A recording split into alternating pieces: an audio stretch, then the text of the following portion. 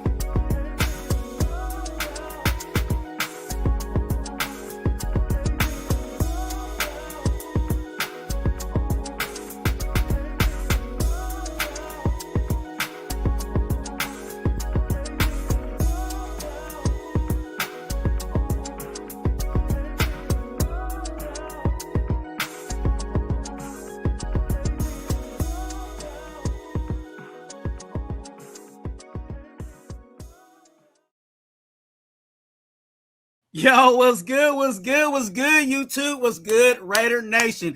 Hey, look, we got a big live for you guys on tonight. You know what I'm saying? Definitely get in, get active, say something in the comment section. Don't be mean. Go ahead and double tap that screen. And most importantly, go ahead and subscribe. You know what I'm about to say. We about to be on that 1K. And we need you to be a part of that 1K by hitting the subscribe button. It's completely free to do. Okay? You ain't got to pay anything. It is free to subscribe. So go ahead and subscribe. Why? Because I like you. All right. Hey, go ahead and get active tonight. We're going to talk about the Raiders schedule release. We're going to go game to game, talk about the players, talk about the win-loss and all that good stuff tonight. I got some good brothers that are here right now, and then I got some guys that are getting some things together and pulling up when they can get in. They gonna get in where they fit in. You know what I'm saying? Over here, y'all know what we do over here at Raider Twuan and the congregation. Definitely salute to the congregation. Y'all already know I got much love for y'all. Salute to the deacons that are in the chat. You guys already know what you guys got to do, and then we gonna get it moving. First of all, I'm gonna bring in my 408 brother. You know what I'm saying? He's always a consistent. You say he's definitely family and friend over here at the Raider Twuan and congregation. Nutty Raider Nate is in the building. Yo, what's good, everybody? Saludos. Salutations on my folks. Twan, thank you for having me. My 408 brethren. Hey, you already know, man. We back. Yep. Hey, and I got my other brother, you know what I'm saying? He from the know, you know what I'm saying, the Fresno area, you know what I'm saying? Hey, if you got a little turkey, if you got a little chicken, you know what I'm saying, the best thing that you can put on it is some gravy. Hey, what's good with you, fam? How you doing, Twan? Blessings. Nutty Raider Nate, what's up, my boy? How you doing, big dog? What's good, brother? Good to see you, man. Good to see you. Happy I'm here. We gonna talk about this schedule, you know what I'm saying? We're gonna break down the players, and you know what I'm saying, what we think the Raiders are gonna do. There's a few things I gotta ask you guys before we get into the schedule, you know what I'm saying? And I think I got a little visual, you know what I'm saying, and we gonna check out this visual before I ask you the question. All right. Myra, what's up, Myra? Let's check out this visual. Salute to everybody in the chat. Make sure you guys hit that like button as we get into this. You know what I'm saying? For sure. Show some love. Hit the sub. Get it going. Let's go.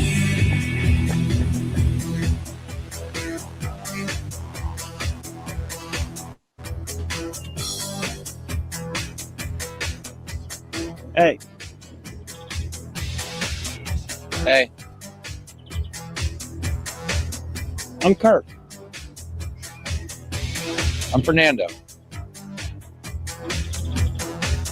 You're gonna have to call me Kirk O'Chains. Cool. You're gonna have to call me the Nandalorian.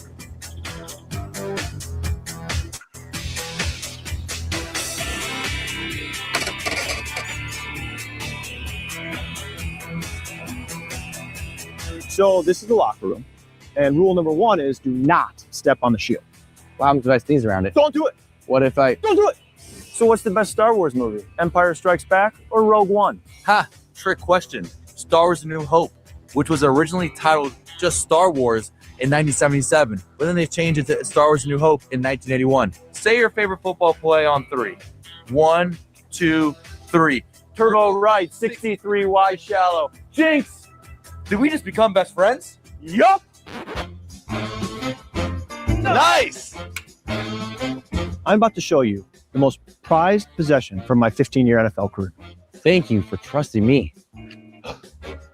Oh my, it's beautiful, Mr. Chains. This is a signed sword from Las Vegas' own Donny Osmond. I loved him in Joseph the Musical. Go, go, go, Joseph, you know what they say. Don't stare at this too long. There he goes. They only bring 4. Ah! There's Max Crosby with the sack back at the 5.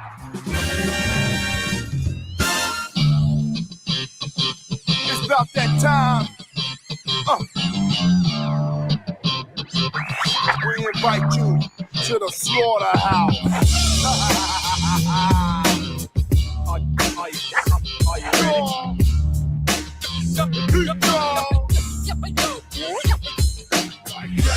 That's the way it goes down like that. That's the way it goes down like that.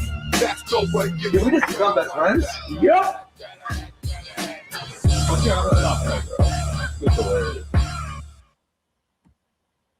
All right. Hey, that's the scheduled release video.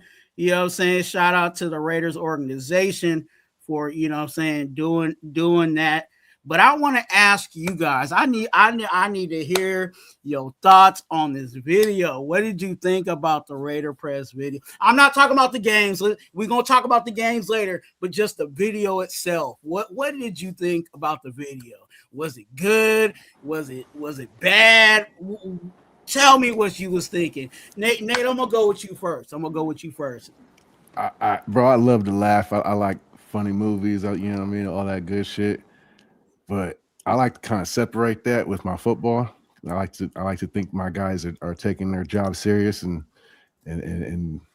they're doing something more productive with their time than making these silly little skits and being silly and I don't think that's how we should be acting, especially after only winning 3 games last year. Like I need more seriousness around the facilities. I need more wins. And I don't know if acting out the stepbrothers is how we get it. I don't know. Maybe it changes the mood around the facility. Maybe these guys feel better about. I don't know. I don't like it. I don't like it personally. But I'm kind of I'm like that.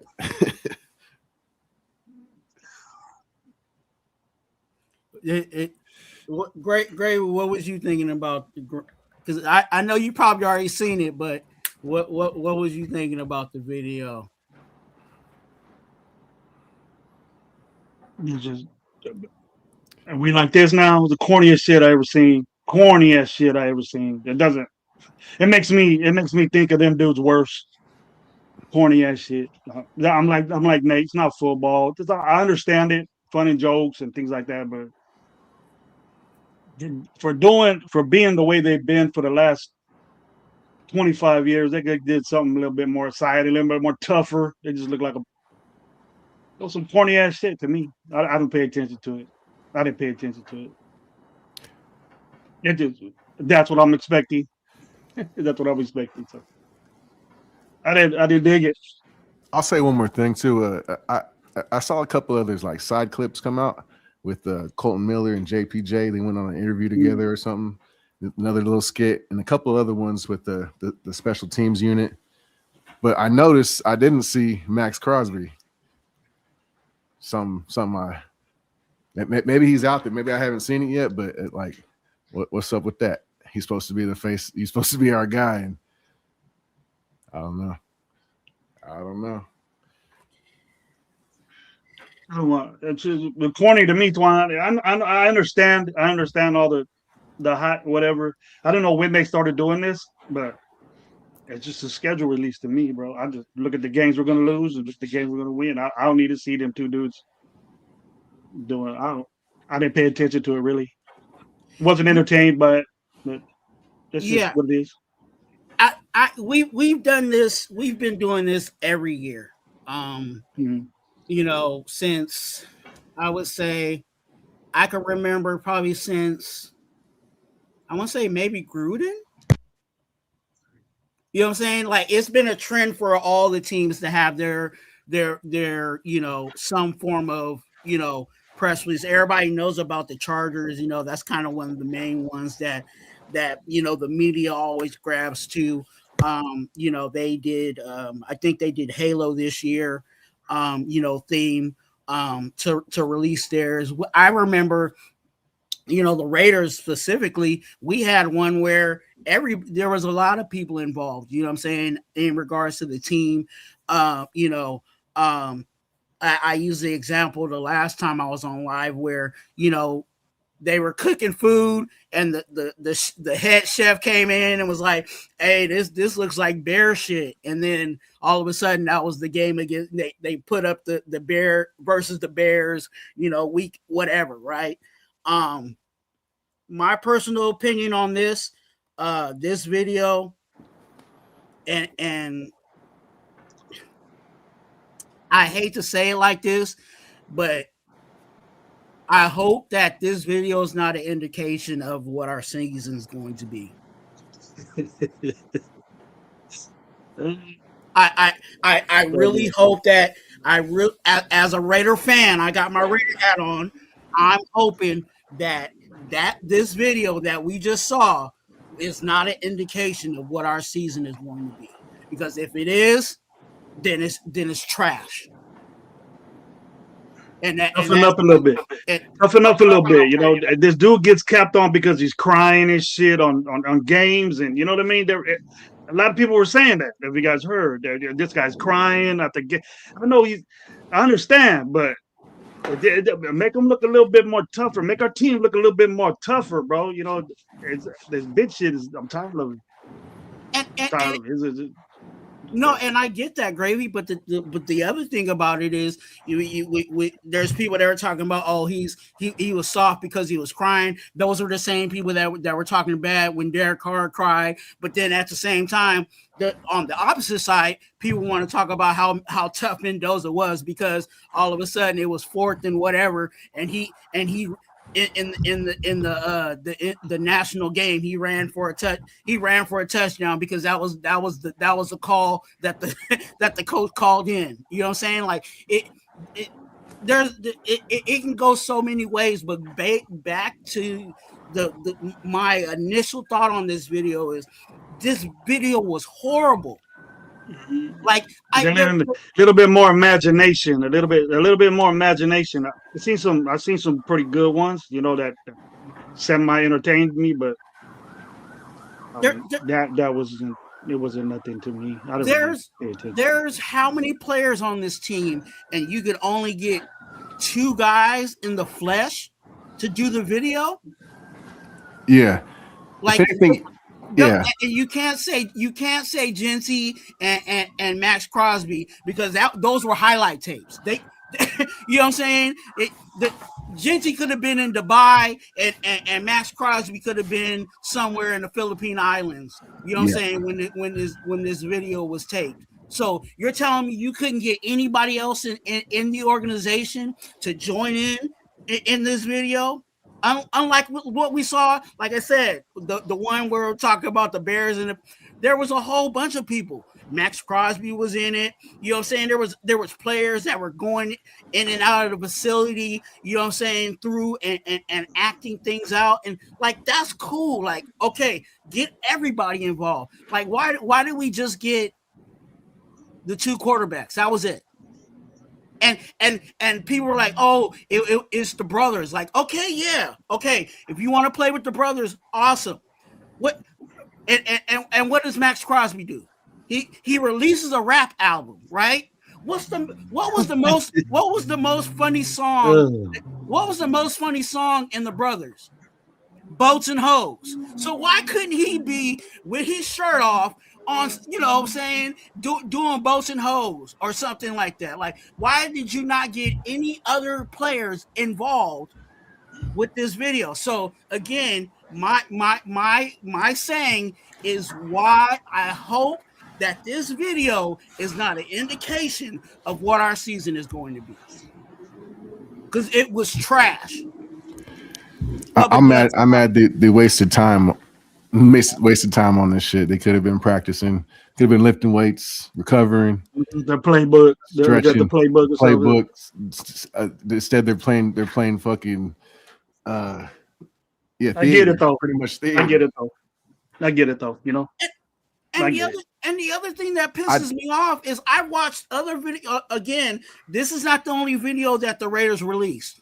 But if you ask me to grade videos, the other videos were way better than this. The biggest the schedule release is the biggest video that you release in the off season. All the other videos, like I really liked the Brock Bowers and AJ Cole video. That I thought that was funny where AJ Cole was talking and then Brock Bowers pops his head out, out the side. Like that was funny. The when I saw Lalu and everybody else doing the karate in the locker room, I thought that was better than the freaking the Kirko Chains and the Mandalorian, whatever you want to call himself. Whoever made up that name is trash too. I don't know. Whoever Antoine, the disrespect to Boba Fett, bro, is trash. The disrespect for Boba Fett, bro. You know what I mean? Disrespect that dude. You made Boba Fett. I used to dress up like Boba Fett when I was a kid, bro. And that memory just went out my mind, bro, when he did that shit. I honestly thought the first time I saw it, it only been out for maybe like half an hour. I checked my YouTube. I looked at it. I swear to God, I thought it was AI, bro. I didn't even look twice at it because I don't really like watching them AI videos because it's like.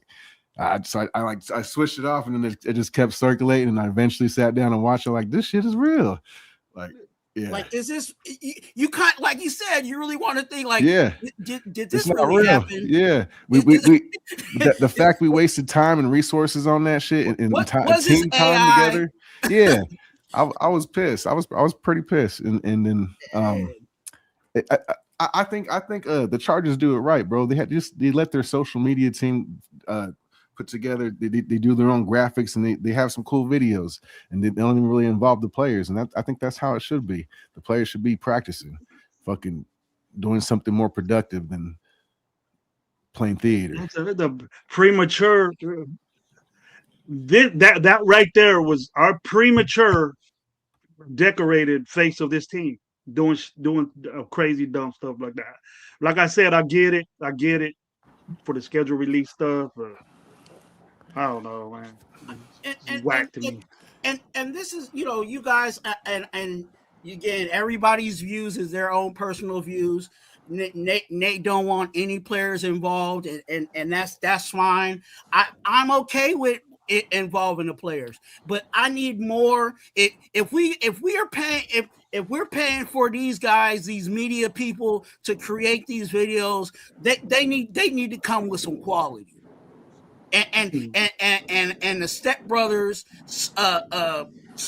thing, God, we gotta have better than that. Gotta have better than that. And like I said, all the other videos that I saw that weren't the main. Again, the schedule release is the main, production that gets us, all hyped. We're all every content creator is making a live off of this time of the year. You make that video your worst video. That's like Michael Jackson. You know what I'm saying? You got Thriller, you got Billie Jean, you know what I'm saying? Don't stop till you get enough, and then all of a sudden you make the press release one of the songs on the B-side. The thing is too, you don't do that. They don't even say. I don't know if it's the Mandalorian type because that's new, but Star Wars, bro. They even said they ain't even around when that shit. Both of them wasn't even born when Star Wars came out, and they didn't even say the best Star Wars, bro. You know, Empire Strikes Back, dude. Return of the Jedi was the best Star Wars to me, but they got it all whacked out, bro. They don't know what's going on. You got two guys that are in their fucking 30s and 20s, don't even know what the hell Star Wars is about. I don't know. I don't even know why I'm even saying shit like this. Somebody please help me.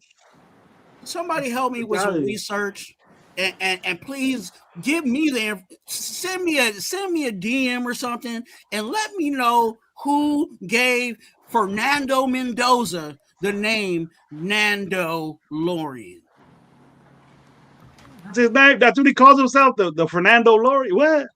Let's watch. Man, do we need to watch the video again? Is he calling himself this? Is he calling himself this? He said my name is Nandalorian. How does do we need to watch the video again? Nah, don't put nobody through that again, bro. Check it out. How in the hell does what are they thinking? They're trying to throw some kind of Boba Fett was a Mandalorian is a bounty hunter, bro. What the hell does that have to do with the quarterback? It puts an unnecessary target on him, bulletin board if they don't have enough already. It's just what is it? What does a bounty hunter have to do with Fernando Mendoza? I don't understand it. That's a thing. Like Nate reiterated, it's a joke. You be doing something better with your time. Hey Jeff, shout out to Jeff, shout out to El Capitan, shout out to everybody in the chat. We frustrated and cooking up here. You know what I'm saying? Jeff, you got the link. You can definitely, join if you would like. But yeah, hey, this is crazy. And Nate, you know what I'm saying? That's why I like talking to more people than myself, because you said something that I really wasn't even really thinking about, but it makes a whole lot of sense. The number one overall pick is a quarterback. And by him doing that, he put more pressure on himself than he really needs. Now he has a nickname. You calling him that shit? That may have the possibility of going bad. Now, Kirko Chains, we understand why Kirko Chains got Kirko Chains, because when he got that name, he was cooking. Mm-hmm. You know what I'm saying? He was out there on the field putting in work and getting things done. I'm not saying that's who he is now, but the birth of that name was when Kirk Cousins was out there being the cousin. You know what I'm saying? Being everybody's cousin. It was good for Kirk Cousins. So I understand. Yeah, I'm Kirk O'Chains, but now we.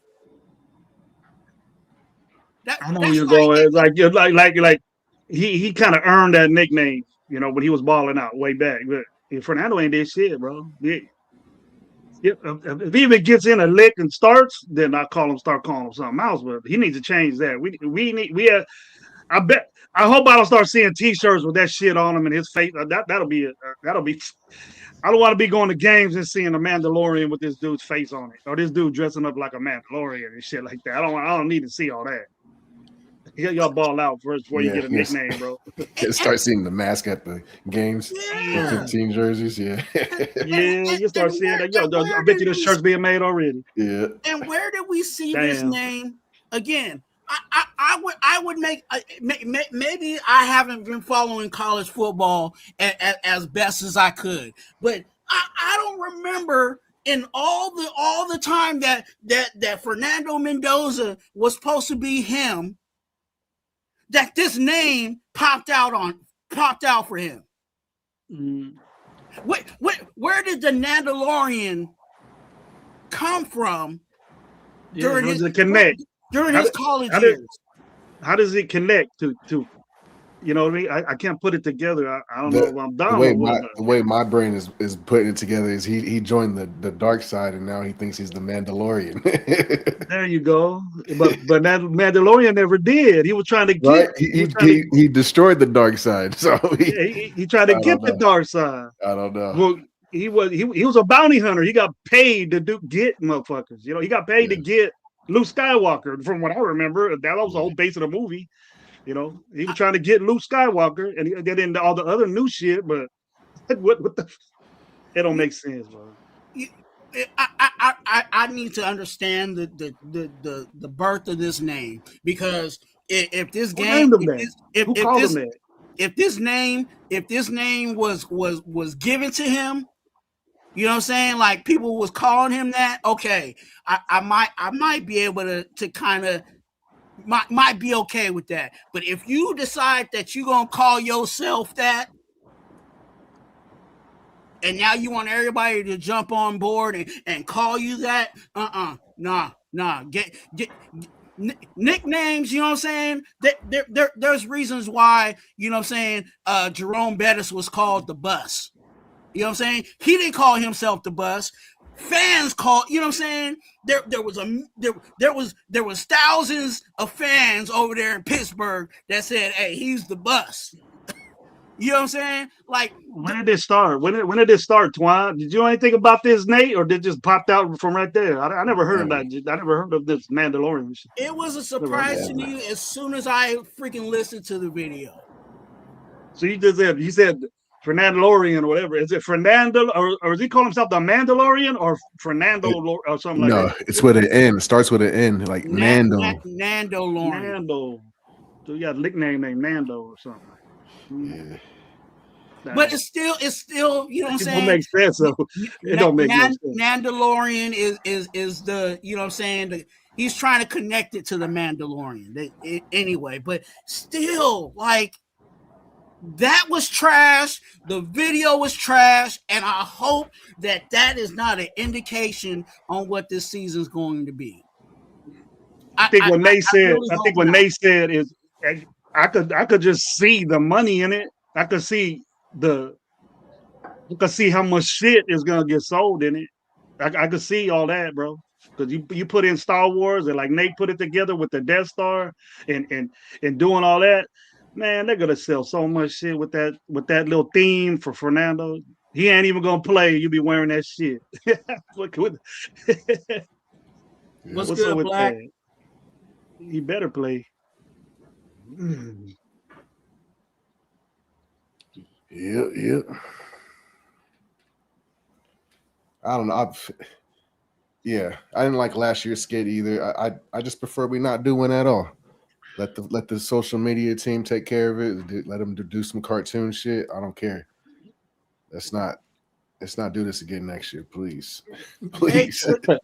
I thought the schedule was gonna come out, bro. I didn't think they did skits and shit. I remember like it go year by year, Nate, but I was like, all right. They showed it yesterday. I was on Jeff's show yesterday. They showed it or a little bit of it, and then they were talking about it, but I wasn't interested on the conversation and shit. Hey, Nick, Black, we weren't tripping off the Death Star because the Death Star was a name as soon as the Allegiant Stadium was built. They automatically everybody was saying that it looked like a spaceship. So it was like, okay, well, we tied it into the Death Star because again, when you start looking at the fans that were dressed up, don't we got a Darth Vader, you know what I'm saying, fan, you know what I'm saying, like super fan that was already a part of the Raider Nation. So everything was tied, everything was tied in. You know what I'm saying? So it wasn't like this name that Fernando Mendoza, we don't know whether he's naming himself that or I haven't heard anybody in Raider Nation call him the Mandalorian. You know what I'm saying? Mandalorian. Even That ain't before the even make video came out. that don't even make sense, bro. Like, Mandalorian.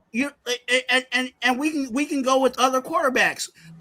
Danny But Dimes, right? That was a name he made up for himself. That's what that's what the fan base called him, and they ran with it.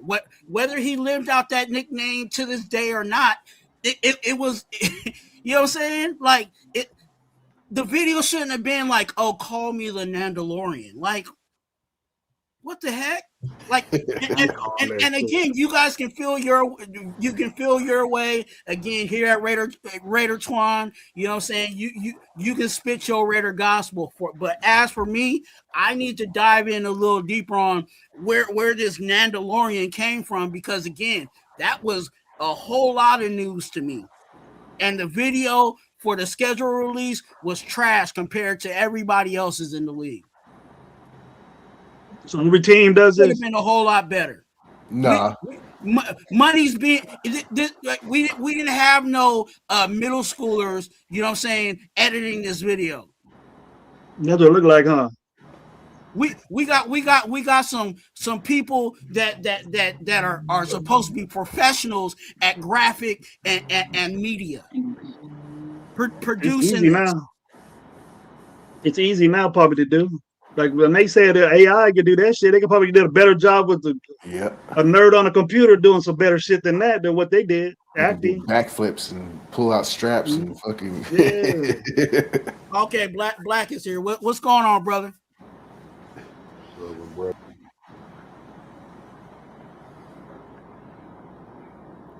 So what was you thinking about the did he? Oh, he bounced out. Okay, he's back. What's going on, man? What's up with y'all, man? I had to come give y'all some voice of reason. Y'all crashing all over the nickname. Golly. Now let me just say this though, because it's not like that video. It was corny. I get it, right?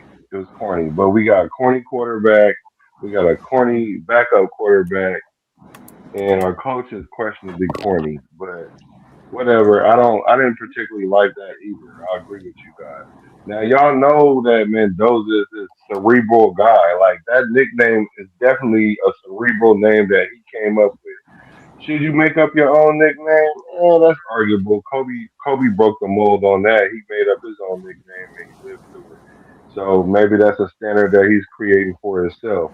And now we gotta see it play out. Now he just made a little play on the Star Wars thing. I don't know if it's that deep where you got to go as far as what the Mandalorian really stood for, because I don't even know no more, because I stopped watching Star Wars a long time ago. But I didn't even like the nickname Death Star. Who gave us that? Because it looked like that. The Death Star blew up. Like, I mean, that was a corny nickname too, but we overlooked that. But now we hyper vigilant about a nickname that he made. I mean, like, I never ever figured that would come into play about how we feel about our quarterback. But hey, I'm learning. I'm find it down there, but it just hope people forget it real quick. You know, get on the football. No, but if he wins, then everybody's gonna be calling him that. Yeah, if he wins, everybody's gonna call him that shit. He deserves it. Oh, the merch is already set up, bro. It's yeah, you're gonna make a shitload of money off that. Watch. It is right. Boatload, man. I can just see the shirts. There's shirts. There's millions of shirts getting printed right now from different folks with that shit on it, with his face in the middle of it, and he ain't did nothing. Because when I heard it, I was like, okay. When I heard it, I was like, okay, that's creative. Okay, it didn't make me want to go and get a T-shirt or nothing, but it's a bunch of geeks out there that probably do like that. So I heard a lot of people that dug it. I heard a lot of people. I'm not gonna call him that. I'm not gonna call him that. I already got a nickname for him, so I'm gonna call him what I call him. His mama call him Clay. I'm gonna call him Clay. I'm just saying, like it's. I disrespecting Boba Fett though, bro. I don't know if the Mandalorian is Boba Fett, but that's who I see. Boba Fett was the original Mandalorian on Star Wars, so he disrespecting that dude. He disrespected one of my main Halloween costumes when I was a young buck. Hey, Black. Just for housekeeping, is you here for a short time, or are you here for a good time? I'm here for a good time. Okay. Hey, we gonna go through the schedule, you know what I'm saying, and I'm gonna put it down on pen. I got the handy dandy notebook, you know what I'm saying, ready to go, you know what I'm saying. So we gonna tally this up, you know what I'm saying, and we gonna go you know what I'm saying, game by game. Shout out to everybody in the chat. Make sure you guys hit that like button and subscribe Please to hit the like everybody button. that's on this channel.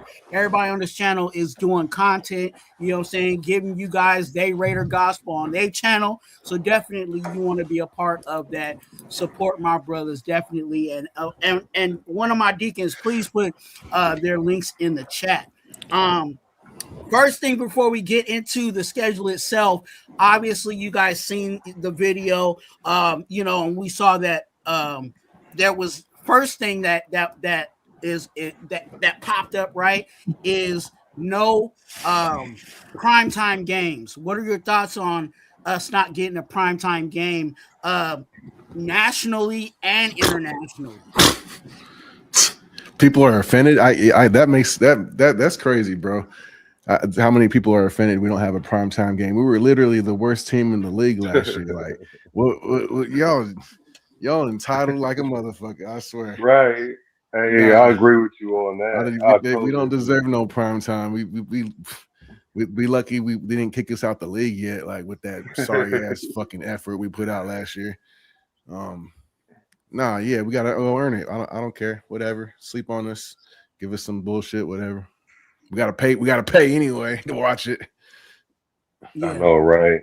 Yeah. I don't think we deserve any international games, and I don't think we deserve any primetime games for the simple fact that they shouldn't reward teams that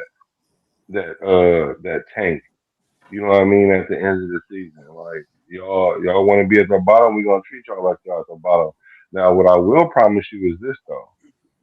For whatever reason, if Mendoza ends up playing at the end of the year, it might be a flex game that we might play if we're competitive.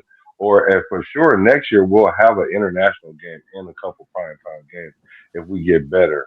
You know, they want to put us on prime time because it was times that we were prime time and didn't deserve it, and they had to take us off because of the record. So it's not like they're trying to short us. We just don't deserve it, like Nate said. Like we didn't. We simply did not deserve it at all.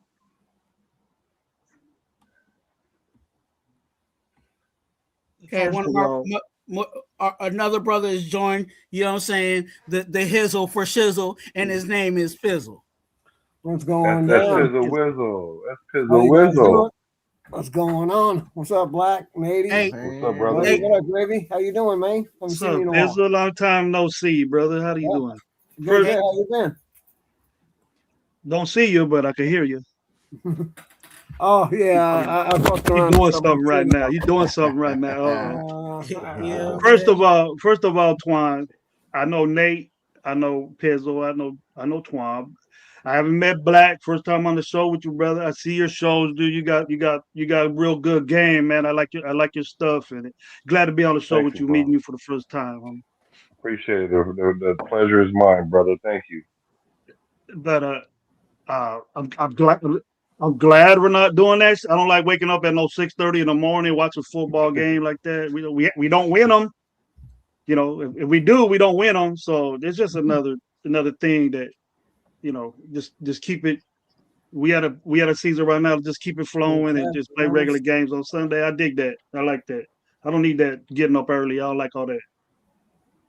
Pizzle, what you thinking about the primetime games, you know what I'm saying, the lack of primetime games nationally and internationally, before I give my point. I don't really mind it too much on the international side. I'm bummed out that we don't got no Monday night games.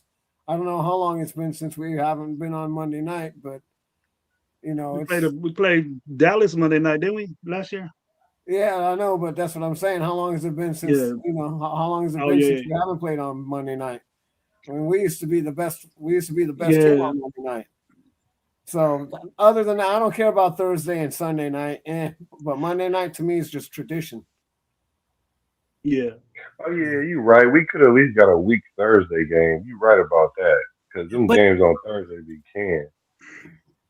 And I think Black and maybe I could kind of, give my Raider gospel and maybe clear up some things in regards to that. Yeah, the Thursday games were trash, but when you look at the new landscape of the NFL, they're all going to subscriptions, right? Everything's going to, Prime, everything's going to Hulu, you know what I'm saying? All these other streaming platforms. And these streaming platforms are like, hey, I'll pay for Thursday night, but don't be putting trash on Thursday night. Right. You know what I'm saying? Right. So because of that, with that being said, and I gotta be realistic with my Raider cap on, we're trash. So if we are if you're not going to put a 3rd and 14 team on primetime TV, you know what I'm saying, and believe and think that people are going to want to watch that, you know what I'm saying. So with that being said, that's one of the main reasons why we ain't got any primetime games. We all last year. They saw the rumblings of the Raider Nation talking about, let's go ahead and tank to get Mendoza. So you really think us tanking is going last year is going to permit us to get a primetime game? Heck no. Especially again when the NFL has clearly said, hey, all these streaming platforms pay for Monday night, pay for Sunday night, pay for Thursday night, and we're going to give you guys games that people are going to want to watch. Yeah, but they're not supposed to be doing that, Twuan. It's supposed to be on public TV. It's supposed to be free. But that's how the NFL is going. That's why the cap keeps going up, because these streaming platforms are paying to increase our cap. Goodell is going to is selling to the next highest bidder. Now I will say this, and I will contradict myself just a little bit. I'm surprised that they didn't allow that Niner game to be a primetime game, because it is the Battle of the Bay situation. But I will also tag that no more, Twuan. That don't mean nothing no more, bro.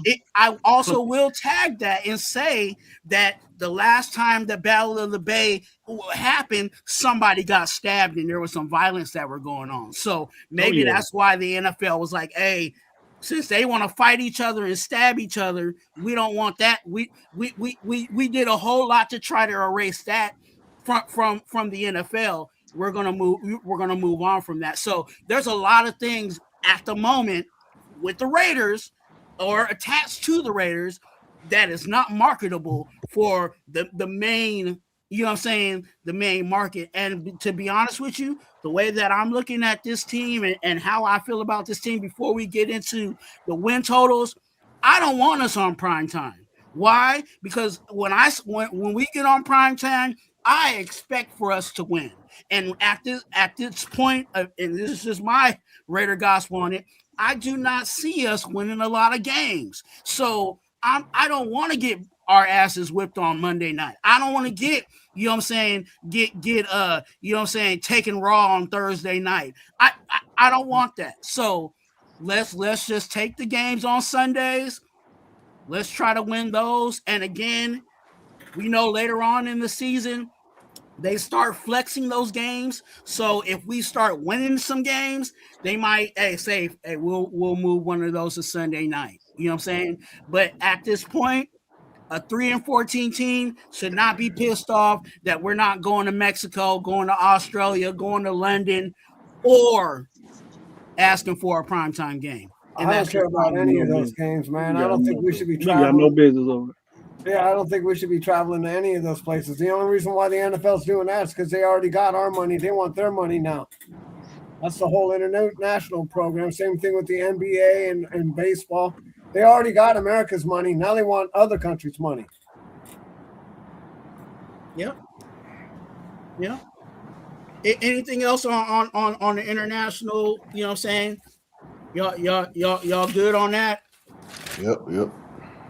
All right. Well, hey, we're gonna move. We're gonna move to the schedules, you guys. The way we're gonna do it is I'll go with Black, Nate, Pizzle, and then Gravy, and then I'll close out after that. We're gonna go game to game. You know what I'm saying? We're gonna talk about what we got on the you know what I'm saying, on the schedule, and then I will be also tallying, you know what I'm saying, total wins for the season, because again, I want to look at this and say, hey, you know what I'm saying, maybe Black was more correct, or maybe Gravy hit it right on, you know what I'm saying, hit it on the nail. So I'm gonna be writing that down for you guys. So definitely clarify with me if it is a win or a loss. We got one more coming in, you know what I'm saying, all the way from the East Coast, you know what I'm saying. He is a good content creator, definitely a family and a brother in the Raider Nation. Raider Jeff is in the building. Good to see you, man. What's up, guys? Can you hear me? Yes, sir. Absolutely. All right, good. You made. I went out in the garage because I felt like sitting out here smoking cigarettes, and I didn't want to stay in the house. So I'm sitting out in my garage. Yeah. I'm pretending to be Pizzle. Hey, so what? Pizzle XL. I'll let Jeff. I'll let you go. I'll let you go after Gravy. So the rotation is Black, Nate, Pizzle, Gravy, and then Jeff, and then I'll close it out. If there's much to say, please clarify win or loss. You know what I'm saying? Like, hey, I think this is going to be a win. It's going to be a loss. And go about it like that. First up, you know what I'm saying, we got the Dolphins. You know what I'm saying? The Dolphins are at home. You know what I'm saying? At the Death Star or at Allegiant Stadium. The first game that we got in week 1 is the Dolphins. So, Black, what you got? You know what I'm saying? What you got for week 1 against the Dolphins? I think this one's fairly easy. We'll run through this one through like X Black. So I think we'll go with the Dolphins. I just got two beefs. Like they're not really beefs. They're more like steak sandwiches. I need Jeff to come on my show at least one time. I ain't seen him on my show yet. I want to see the brother there. I like to pick his pick his mind. Pause. And because I really like how he's an older Raider fan, so he kind of know what we've been through and all that. So I want you to pull up and the Death Star. We call it the Death Star because then we gonna get mad at the Mandalorian or what's his name again? The DeLorean or what? Mandalorian. I don't know. DeLorean. Oh yeah, Mandalorian. Yeah, Mandalorian. Yeah. If the Death Star got to stick, then the Mandalorian got to stick, even if I don't particularly care for it. So I'm going with the Miami, and I think the rest of you guys are too. Okay. Hey, Nate, what you got, man? Oh, it's gonna be it should be a sold out crowd with a bunch of Raider fans. It should be blacked out. I'm expecting a win. Put me down for a W. I think if we get this momentum going, it could be it could be something like the last time we opened up a home game in 2021. I think we ended up going to the playoffs. So wow. I don't want to say we're going to the playoffs, but it could get us momentum to start the season well. Yeah. Hey, chat, you know what I'm saying? Please join in, you know what I'm saying? Put win and loss, you know what I'm saying? And the team, you know what I'm saying? Because I'm going to be talking to the panel, and I'll be kind of bouncing around. So please clarify, what Dolphins, you know what I'm saying, loss, or you know what I'm saying, what you got on the win totals on that. So Black said win, Nate said win. Pizzle, what you got, man? We're gonna win this game. I think Miami's in kind of a disarray. They've destroyed their whole they tore down their whole roster, and they're rebuilding, so they don't have any wide receivers right now. I just think their whole team is they're like where we were last year. So on week 1, Dolphins, you know what I'm saying, Pizzle's got a win. You know what I'm saying? Gravy. I think I got it right. Yeah. Gravy's next. My next, I hate doing this, but it's gonna be what, like when they said it's gonna be a lot of Raider fans there. Miami doesn't travel well, but it's Vegas. We don't know every team travels well, but I expect Fernando Mendoza to be hitting that game, ready to play, starting. So if he doesn't, I'm gonna be disappointed in that. And then if they're right, they're not together. They're in a rebuild just like we are. So I would say it's gonna be squeak. It's gonna be a squeak to me, but I think we win defensively. All right, We great. Defensively. Great. Gravy's got a win. You know what I'm saying? Jeff, what you got, brother? That's a win. Okay. Can you hear me? Yeah. Anything you want to add to that, or you just flat out? It's a win. I'm taking that as a win. Yeah. I'll say this, that I think it also is a win. I think they're still trying to figure things out. They just got a new quarterback. There's a whole lot of movement. That I think they pretty much lost their whole majority of their pass catchers and stuff like that. So they're going to be trying to figure out a whole lot. I think we have a better team, on paper, than the Dolphins, and I think that I think that's going to be a win for us. So at the moment, everybody on the panel has said that it is a win. And yeah, shout out to everybody in chat. Make sure you guys hit that like button, and subscribe to everybody on this channel. Everybody on this panel. They putting in their time. Week 2, okay, we going to LA, you know what I'm saying, to hang out in SoFi against the Chargers at the Chargers in week 2. Black, what say you in week 2? Oh man, so that's in LA, right? Yeah. I got us. Let me see, man. I'm really positive about this game right here. Um, I'm not of the mindset that the Chargers are even that good for real. Like they're overrated to me. Um, so it's a winnable game. If the game is close, like Gravy said, we might have an issue. But if we go out there and do what we're supposed to do, and we start off like we did last year on that high that we had, I think we could ride that high out a little better because of our competency of our coaching staff. So I'm going to give us a win that game right there. I'm going to give us a win there. All right. Hey, since you guys already know the rotation, you can go ahead and go right after. You know what I'm saying? So it's me, right? No, I think it's Nate. Oh, is it Nate? Okay, go Nate. Yeah, I might be a little biased because I'm going to be at that game, so I'm going to say we're going to win. Yeah. So we got to hook up, Nate. We got to hook up at that game. Yeah. I'll be out there. We haven't won yet since I've been going out there, but me too. 5th time's the charm, I guess. I don't know. Should be fun though. We're gonna be out there. I'm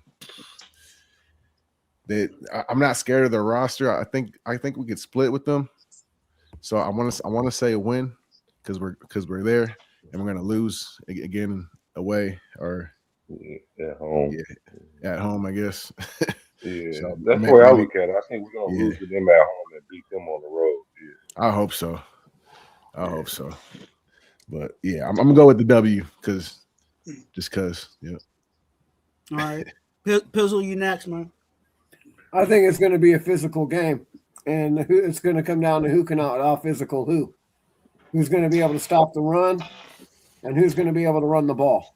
And, you know, I know everybody's, well, yeah, every game comes down to that. It basically does. And whoever wins in the trenches is going to win the game.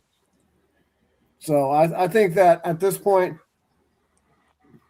you know, this is going to be the second game. So we might be able to catch them like we caught, you know, the Ravens a couple of years ago. They're not quite hitting on all 8 yet. And so I think we might catch this as a W too. All right. Jeff? Or no, wait. No, is it? It's me. Yeah. It's Gravy. Sorry. Yeah. I'll be there. We haven't won in LA. It's been about 8 years for me. We haven't won, but it's even the Rams too. But that's not we say it's our house, but that ain't happening. There's a bunch of us there, but we don't win. And it's gonna happen again. I don't think we get a win there. You know, they're a physical team. We ain't physical. We're not physical at all in my book. Their quarterback is better than our quarterbacks, no matter which one is in there. And I don't think it ain't gonna happen. So I put an L on that one. Okay. So when I tally this up, it will be only win total. So I'm not going to tell you how many you lost. I'm just saying you said 8 wins, and then you guys can do the math after that. So Gravy has us losing.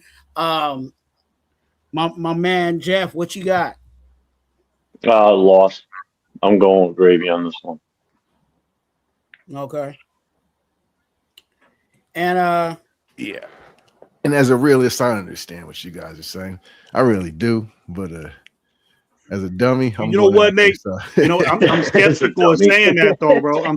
I'm skeptical of saying that because it matters if we beat Miami, bro, and we get on a little mojo. I could see something happening, but it just never happens. So yeah, I know. What's going to change, bro? You know, we just got to like you said. Nate. We're not physical yet. We gotta start being physical. We gotta get physical to play that hardball team, bro. And we ain't got nobody like that right now. Bro. So we got the linebackers we brought in, Dean and what's her name. So hopefully that they'll be able to shed some blocks and fill them gaps. And the advantage is playing the Chargers is they can never stay healthy. So I predict they're gonna lose a couple players before we even get to that game. So getting this W. Have we not watched the Chargers play year in and year out? They don't start off fast. They don't really catch an identity till halfway through the season, and it's all based on the quarterback play, which is underwhelming. And so they tried to change that to make the team more balanced. They're still trying to do that. Their team don't have an identity. Now, I'm not saying that they're garbage because they went to the playoffs. Of course, Harbaugh is a reputable coach, but let's not act like that he's out of the stratosphere because he ain't won too much in that neither, though. Just like their quarterback ain't won nothing either. He ain't won no playoff game. Yeah.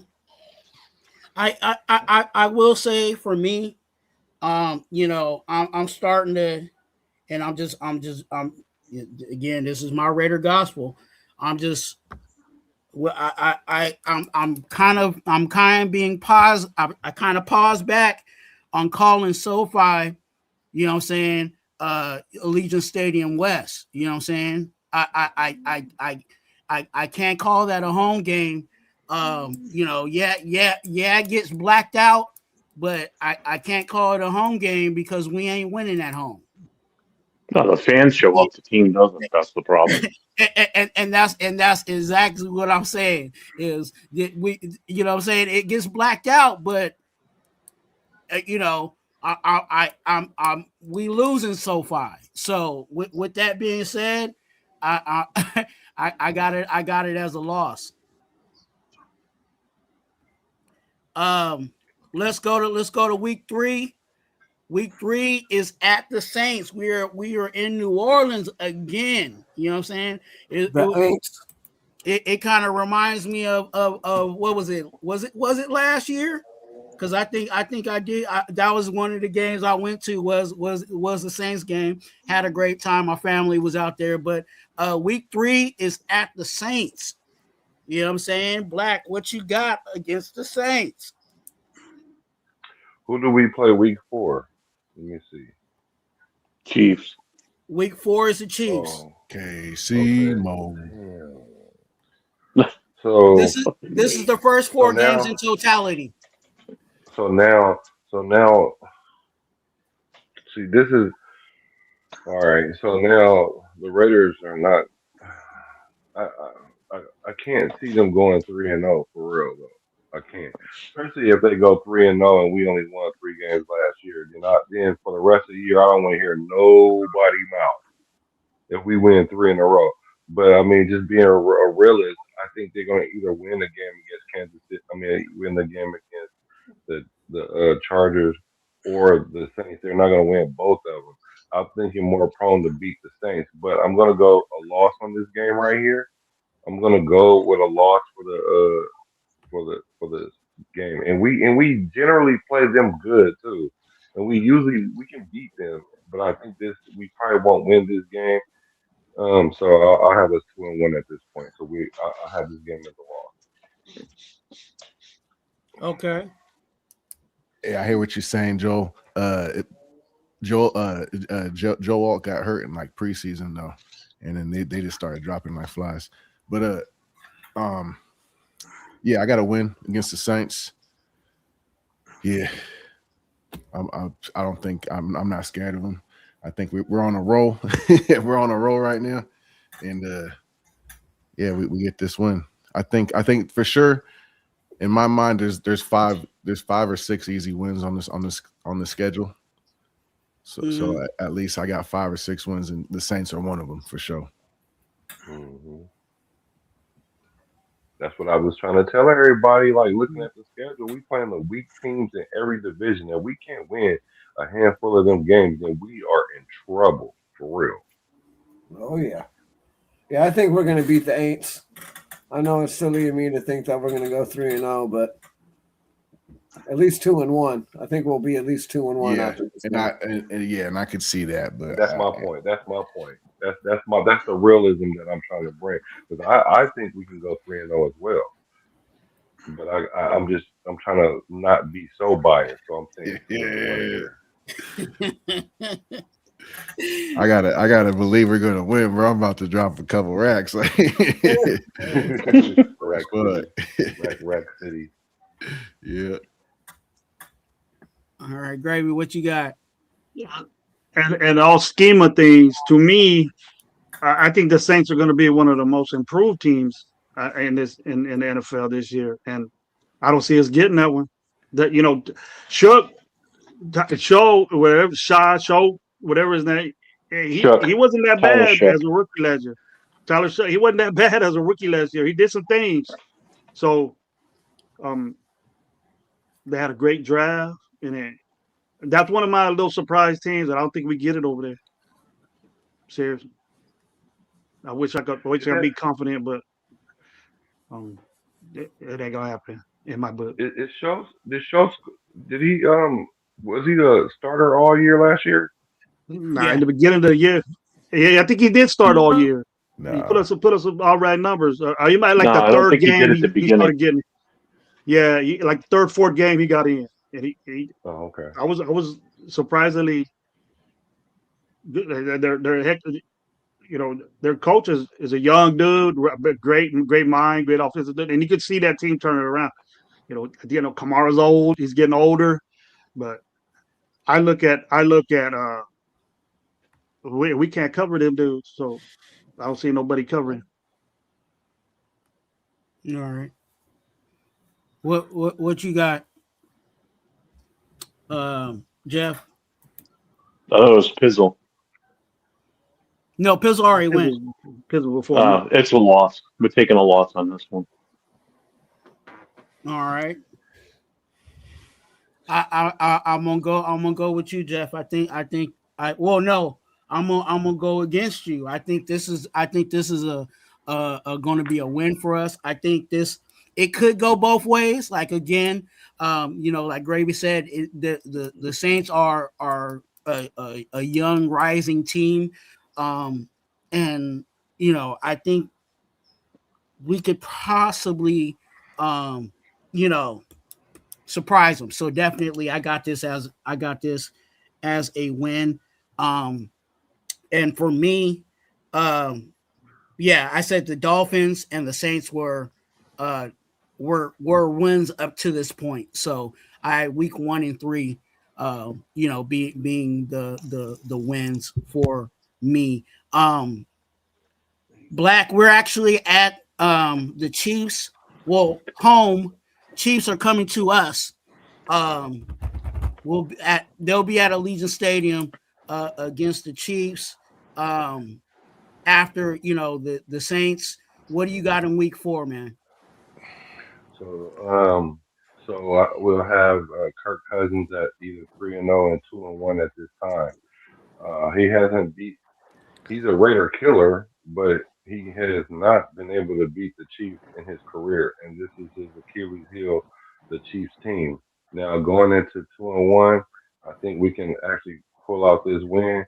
I think Kirk will stamp his name as the quarterback for this team this year if he can go ahead and beat the Chiefs that game, and we end up 3-1 at that point.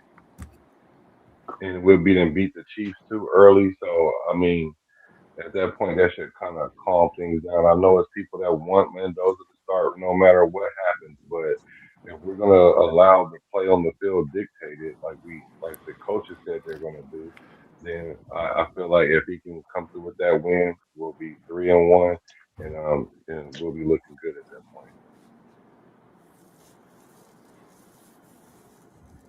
Okay. Who's next? Hey, Twuan, I don't want to interrupt, but can I ask a question to all y'all for just one quick question? In your guys' eyes, can you tell me honestly, is Mendoza playing these first 4 games in your guys' book, or he's not playing? Is he playing for you guys or no? No, he ain't playing for the Raiders either. Nope. No. So you're saying that Kirk Cousins is playing, and some of y'all have him 3-1. He's cooking. Yes. He's cooking? All right. Yeah.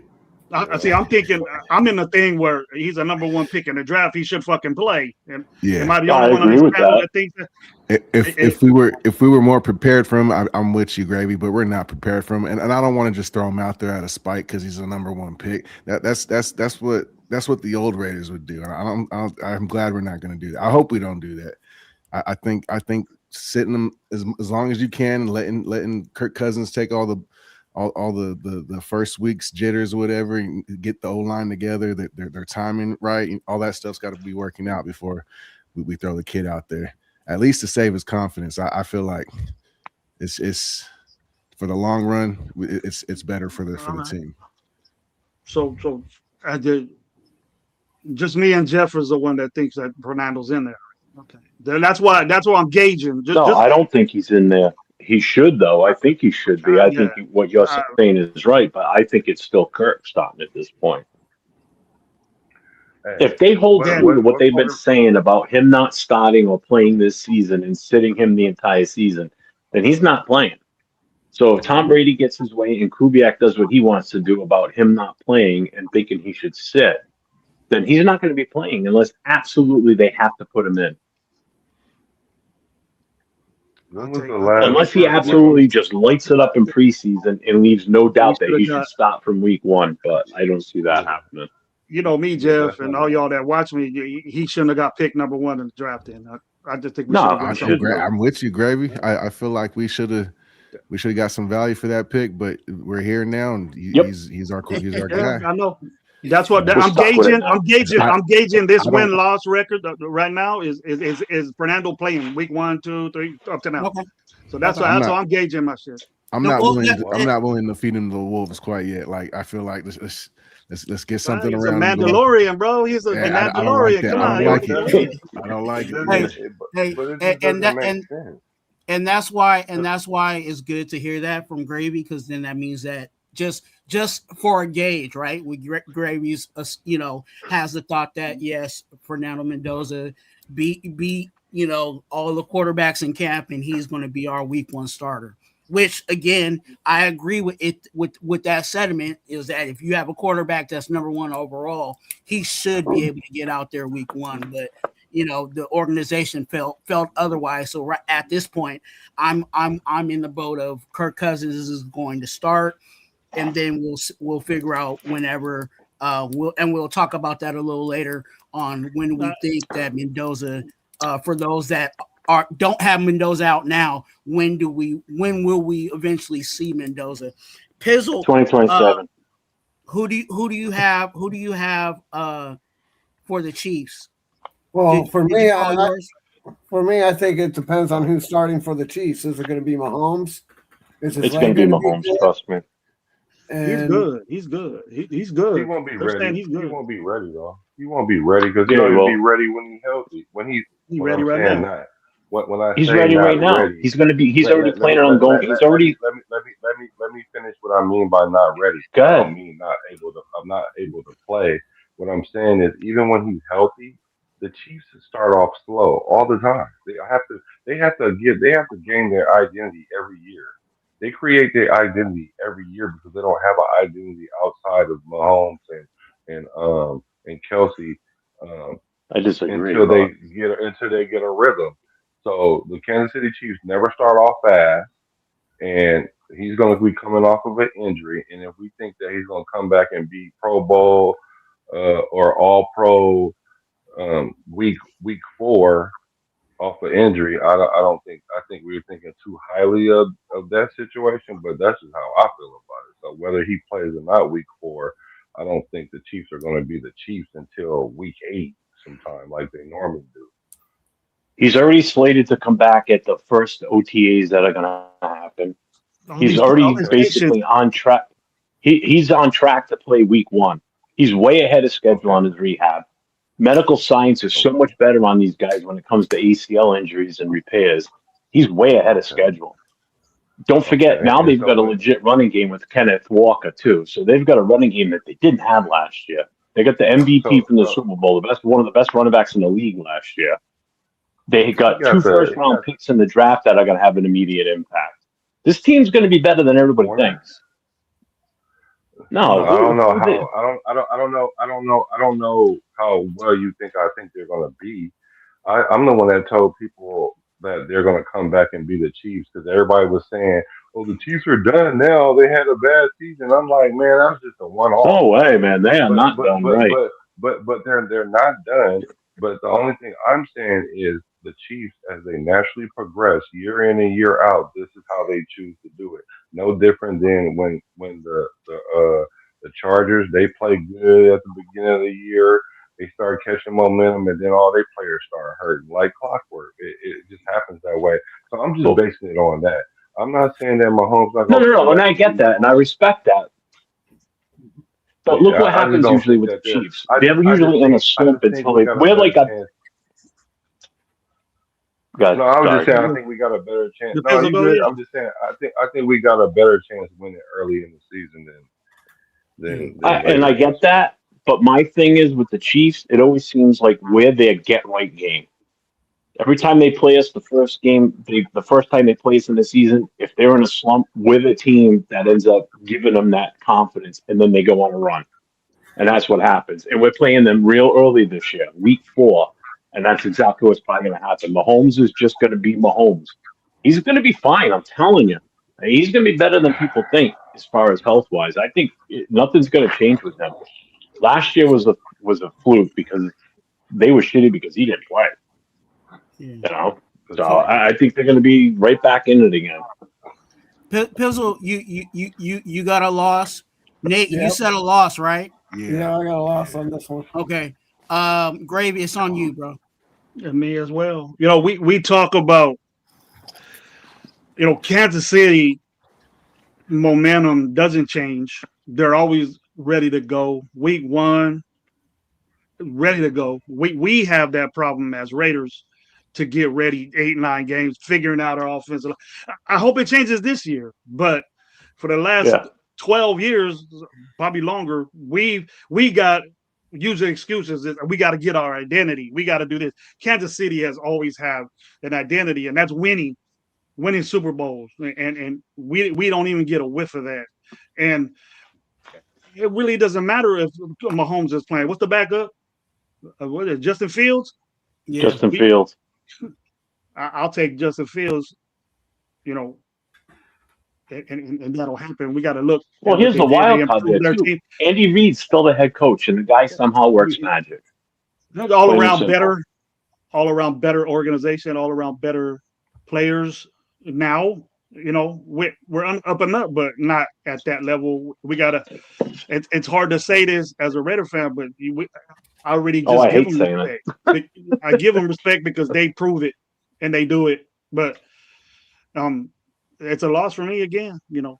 And probably, you know, if we're saying we got to get stuff together and we got to wait for stuff to gel, I'm not that way. Kansas City is from game one doesn't have those problems, and so that just says that they're a better team and they're the better team. And then if we get lucky, we do, but it's a loss for me. What you got, Jeff? It's a loss for me too. Okay. I'm on the same boat. I think it's a loss. I will say I do agree with Black is that the Chiefs, they start off slow, but even with them starting off slow, I think it still would be a loss for us. They always seems like they do it like clockwork. They start off slow and then it seems like they go on like an 8 or 9, you know what I'm saying, like winning streak, and then voila, they're in the we say that they start off slow, but it's 10 times better than how we play. Their slow is elite. You know what I'm saying? Like their slow is elite. Go back to last year. Look at our first game against them last year. Andy Reid played with us like we were toys on the table. Third and fourth quarter were just nothing. The third and fourth quarter were nothing to them. They were just playing with us. Yep. I agree with you, Jeff. And I will also say that, I'll add this because I think this is kind of where I kind of gauging my wins and losses. It's the first quarter. You know what I'm saying? It's the first quarter of the season. We have a new offensive coordinator and we have a new defensive coordinator. We have a new offensive scheme and we have a new defensive scheme that's going to be implemented. And they're still going to be trying to figure that out. So you're going against a playoff team against a team that's still trying to figure out their primary both sides of the ball and establish that, you know what I'm saying, for success in the future. So at the moment, we're just not, I don't see, it can be any, you know, all these games can be any given Sunday, but with just going against trying to put it on paper and trying to figure out where we are as a team versus where they are as a team, it would be a win towards. We all hate to say it, but it's going to be, you know. It pains me to say that we're going to lose to them. The only bit of confidence that I had even with this game right here, because I dissected every game, and it was the secondary that Kansas City has. They're super duper young there, okay? But then when we're playing against them, where's our thread? Where's our thread at wide receiver? Oh, we got Brock Bowers out there. They're something that we could take advantage of is a threat in the receiving game. I don't see that right now at all. Reverse, and then what Black said with Mahomes, is Mahomes ready with that injury? Is he ready to be back in there? I think he starts game one and then he just gets better. And then, like I said, their slow starts are elite compared to what we do, you know. So it's different. It's different for me. But the only advantage that we had against them, DB wise, is they're so young there. They got rookies there. They picked them in the draft and they lost them. Was our passing game to get an advantage over those young guys, and we ain't got no receivers that could do that or even capable of doing that. That's what I see. So moving on, we're in week 5. We're going to at Patriots. You know what I'm saying? We're going to Foxborough. You know what I'm saying, to meet Mike Vrabel and his attachments. And Diana Rossini over in the Patriots. So week 5, what do you got, Black?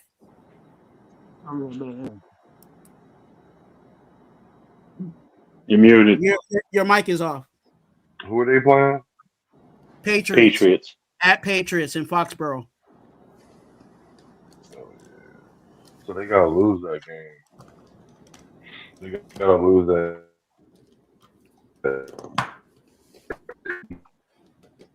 They beat the Patriots. So being that I picked them to beat Kansas City, I gotta go with a loss in the Patriots. Okay.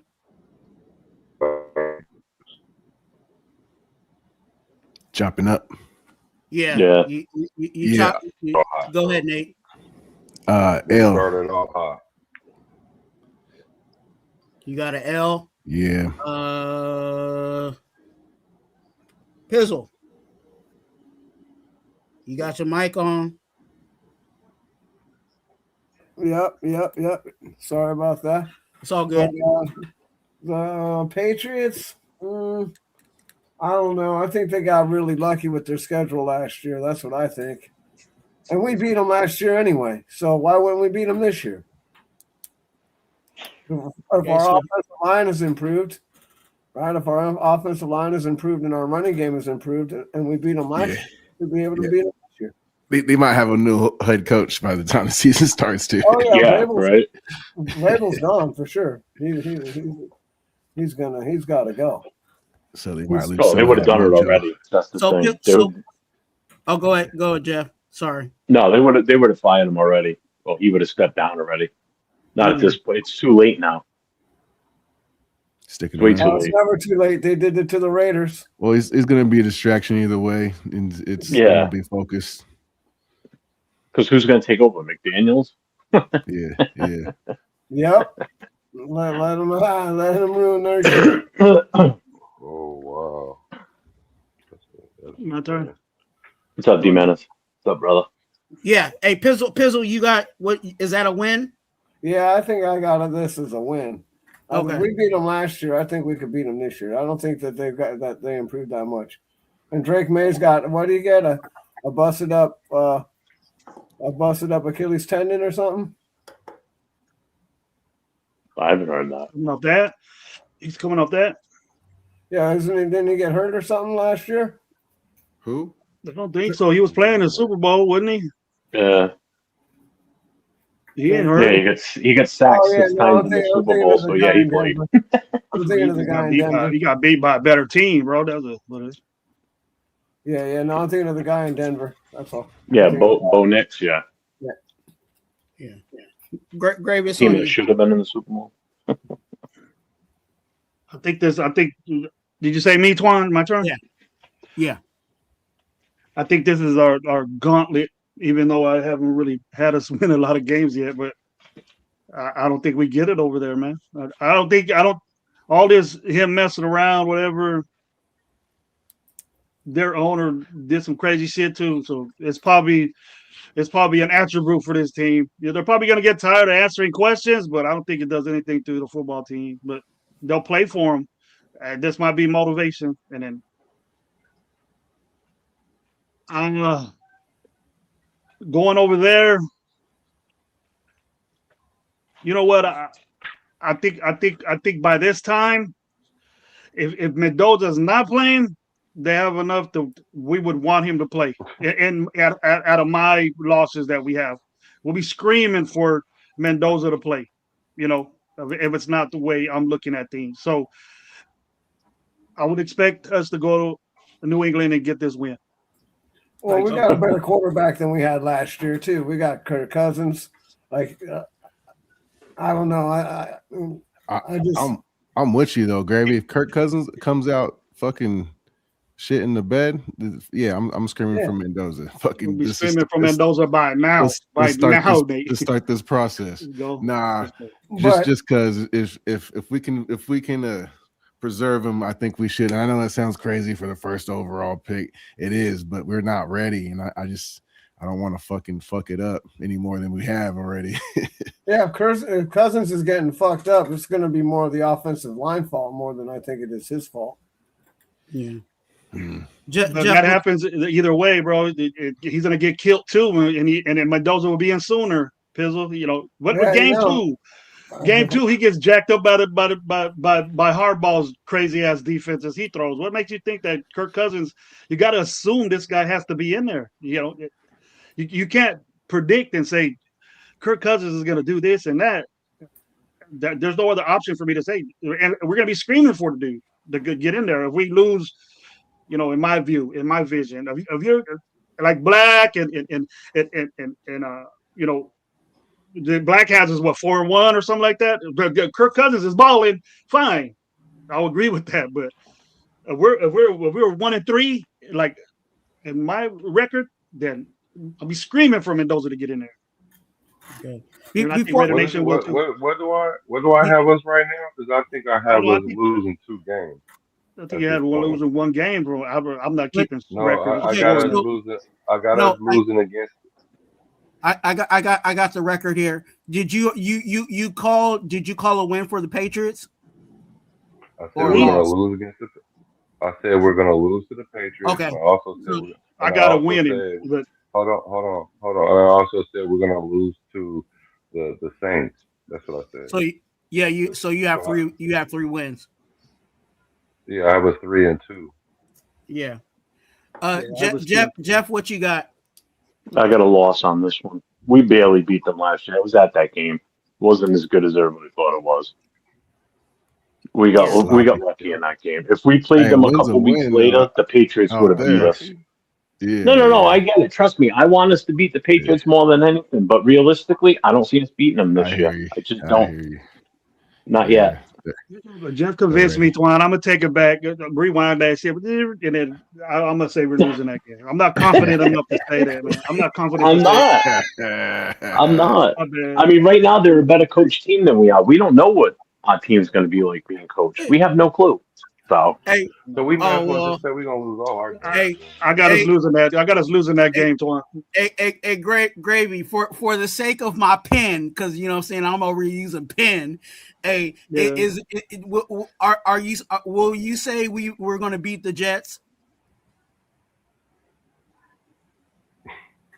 Yeah, they had a great draft. Okay, so I'll keep it. Now your total still counts. I have 2 wins. That'll be my the fourth seed, the future. Yeah, that would be 2 wins for us right there. Yeah. So I got us. Hey, look, I think the only way that we're gonna beat this team is if everybody in Raider Nation goes to Foxborough and they put up Rossini, pictures. You know what I'm saying? And they'll throw you out of the stadium. They won't let you do that. I can tell you that right now. I don't think that'll work. I don't even think that'll work. They will not let you bring those signs in. I can tell you that right now. Well, then they're gonna have to do "Where's Rossini?" That's the only way you're gonna get it done. That ain't gonna do. You know what I'm saying? Like they gotta do something like that. I got this. They ain't gonna do nothing to the players. Come to New England. Come to my tailgate party and pregame party. Running another one this year. Yeah. So I got the Patriots as as a loss. We're in week 6, you know what I'm saying? Bills are coming to Las Vegas. We ain't got to play in the cold because we will be in a well-controlled environment in Las Vegas, and the Bills. Oh, the weather's still nice in Buffalo at that point. In a very nice controlled, you know what I'm saying? We got to deal with no elements over there in Las Vegas against the Bills, and they don't have to deal with any elements either. The Bills, what do you got, Black?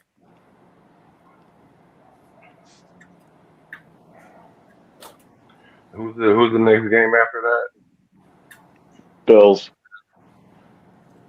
and then the Rams. Okay, so I'm gonna probably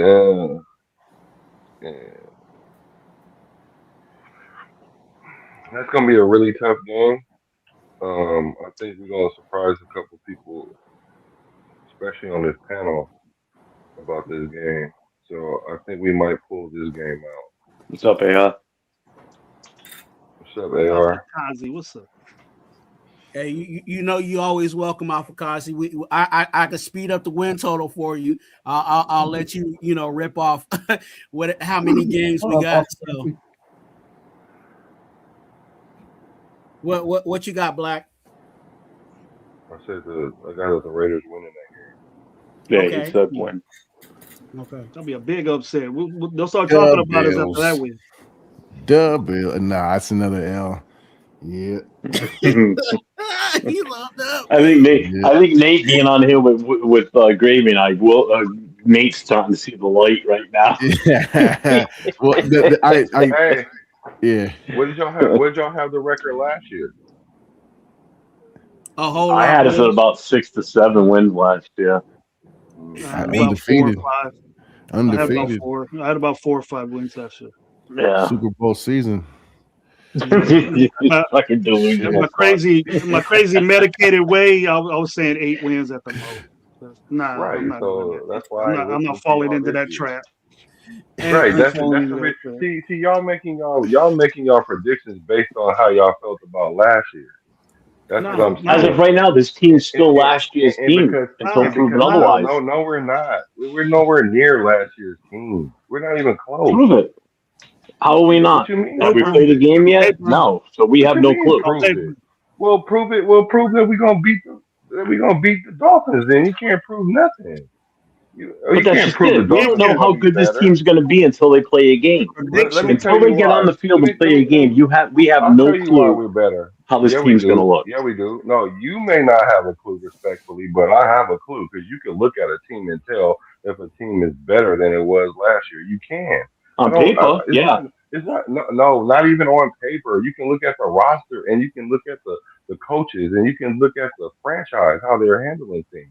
All those things matter, but hey, like I said, I get it. Y'all gotta see it to believe it, and that's called hoping. So what we got Pizzle, what you got for the Bills? I think we're gonna lose this game for sure. Okay. Gravy, what you got for the Bills? Lost. Okay. Jack, we ain't ready for that. Lost. We ain't ready for it.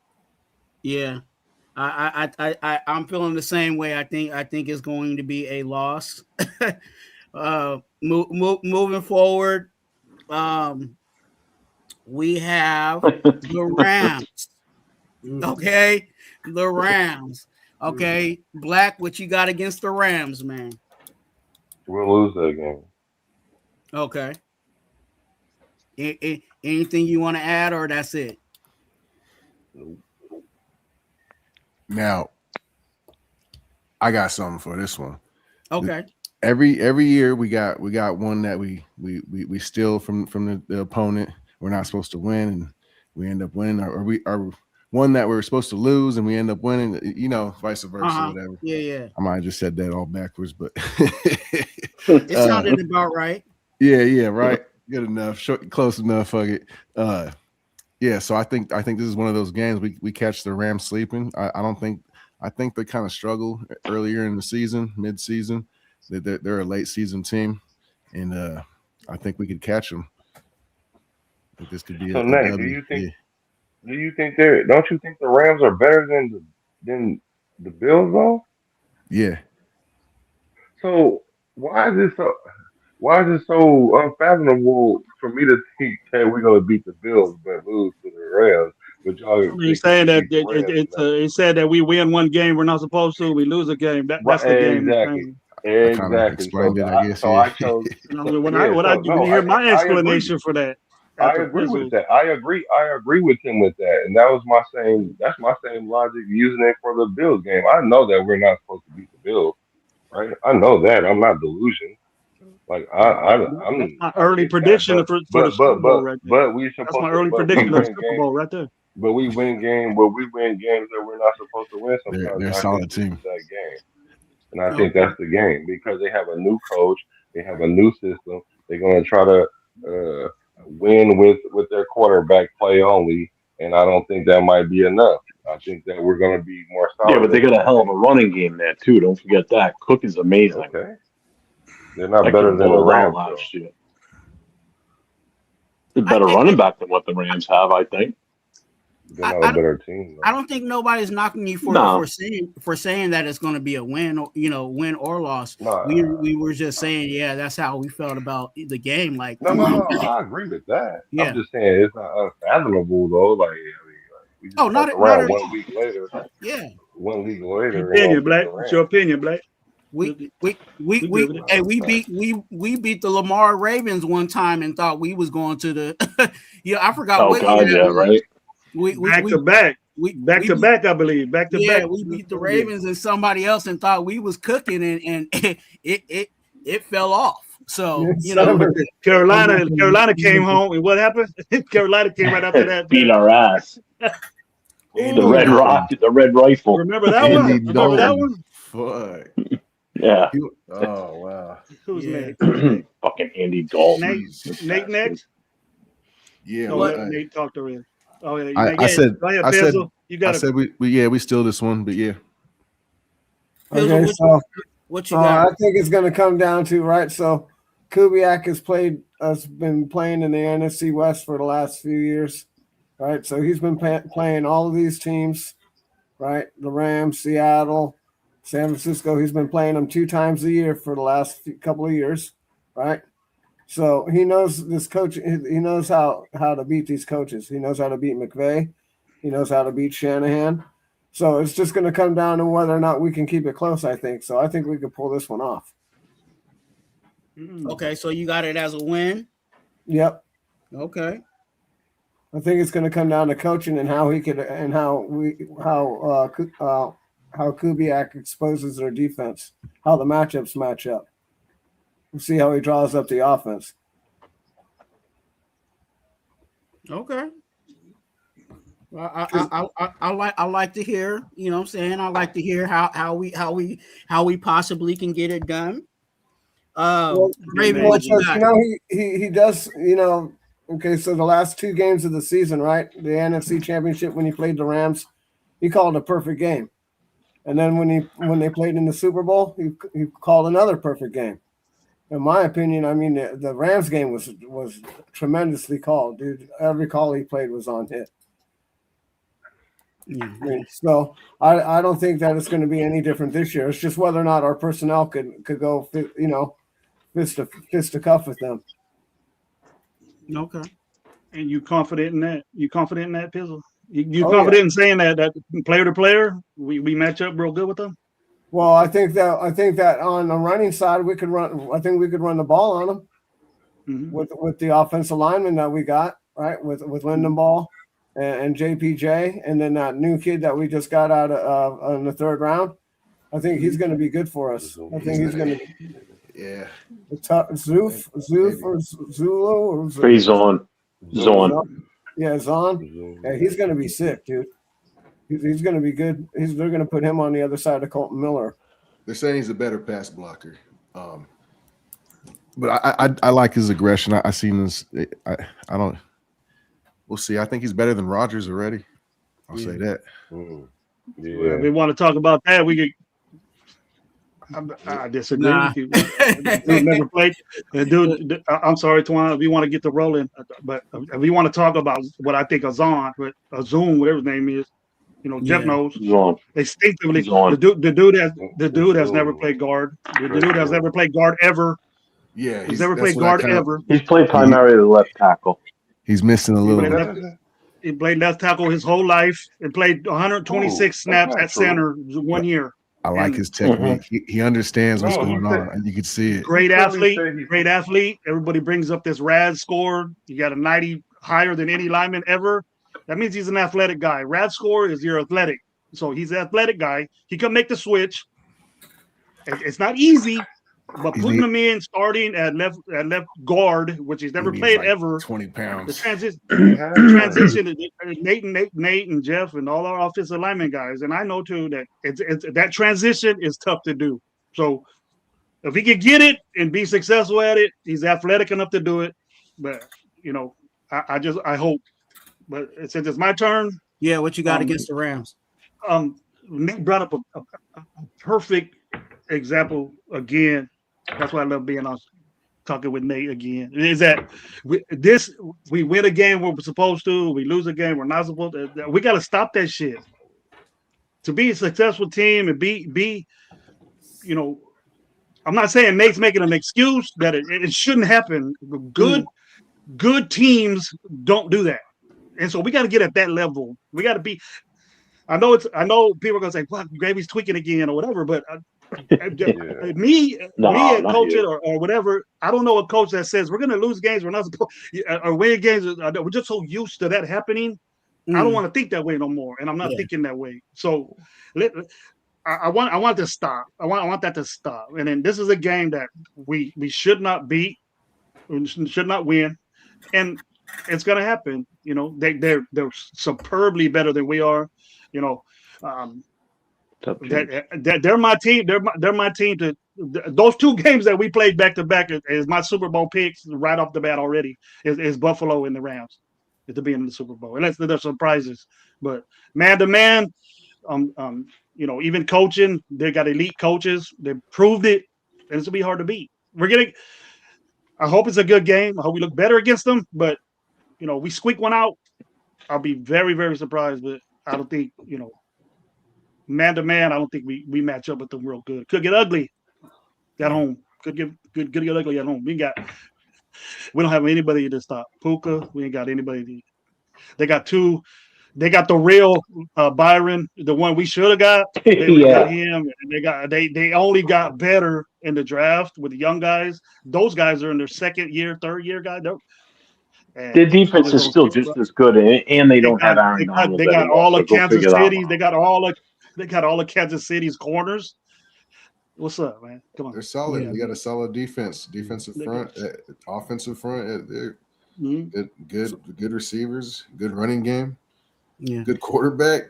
We're gonna win. And imagine, and again, and that's with Aaron Donald not there. Imagine if he was still there. I got it. Yeah. So Gravy, that's a loss for you. Hell. Yeah. What you got, Jeff? L for us. They're too good of a coach team, and they got too much. They got too many weapons, too much talent. Rams take this one too. Yeah. I'm in the same boat. I think this is an L. The only way that I see it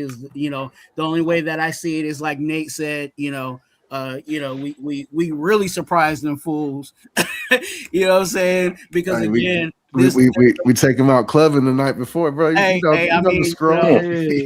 Put some shit in their food at the buffet. Put some shit in their food. Put some fentanyl in their food or something. Put in Stafford. Jesus Christ! What are you talking about? Fentanyl. Get rid of the dude. If you're gonna do it, if you're gonna poison the guy, do it right. Get rid of him. Fuck it. I will say this is that this team is destined to be a Super Bowl team. You know what I'm saying? They're there. You know what I'm saying?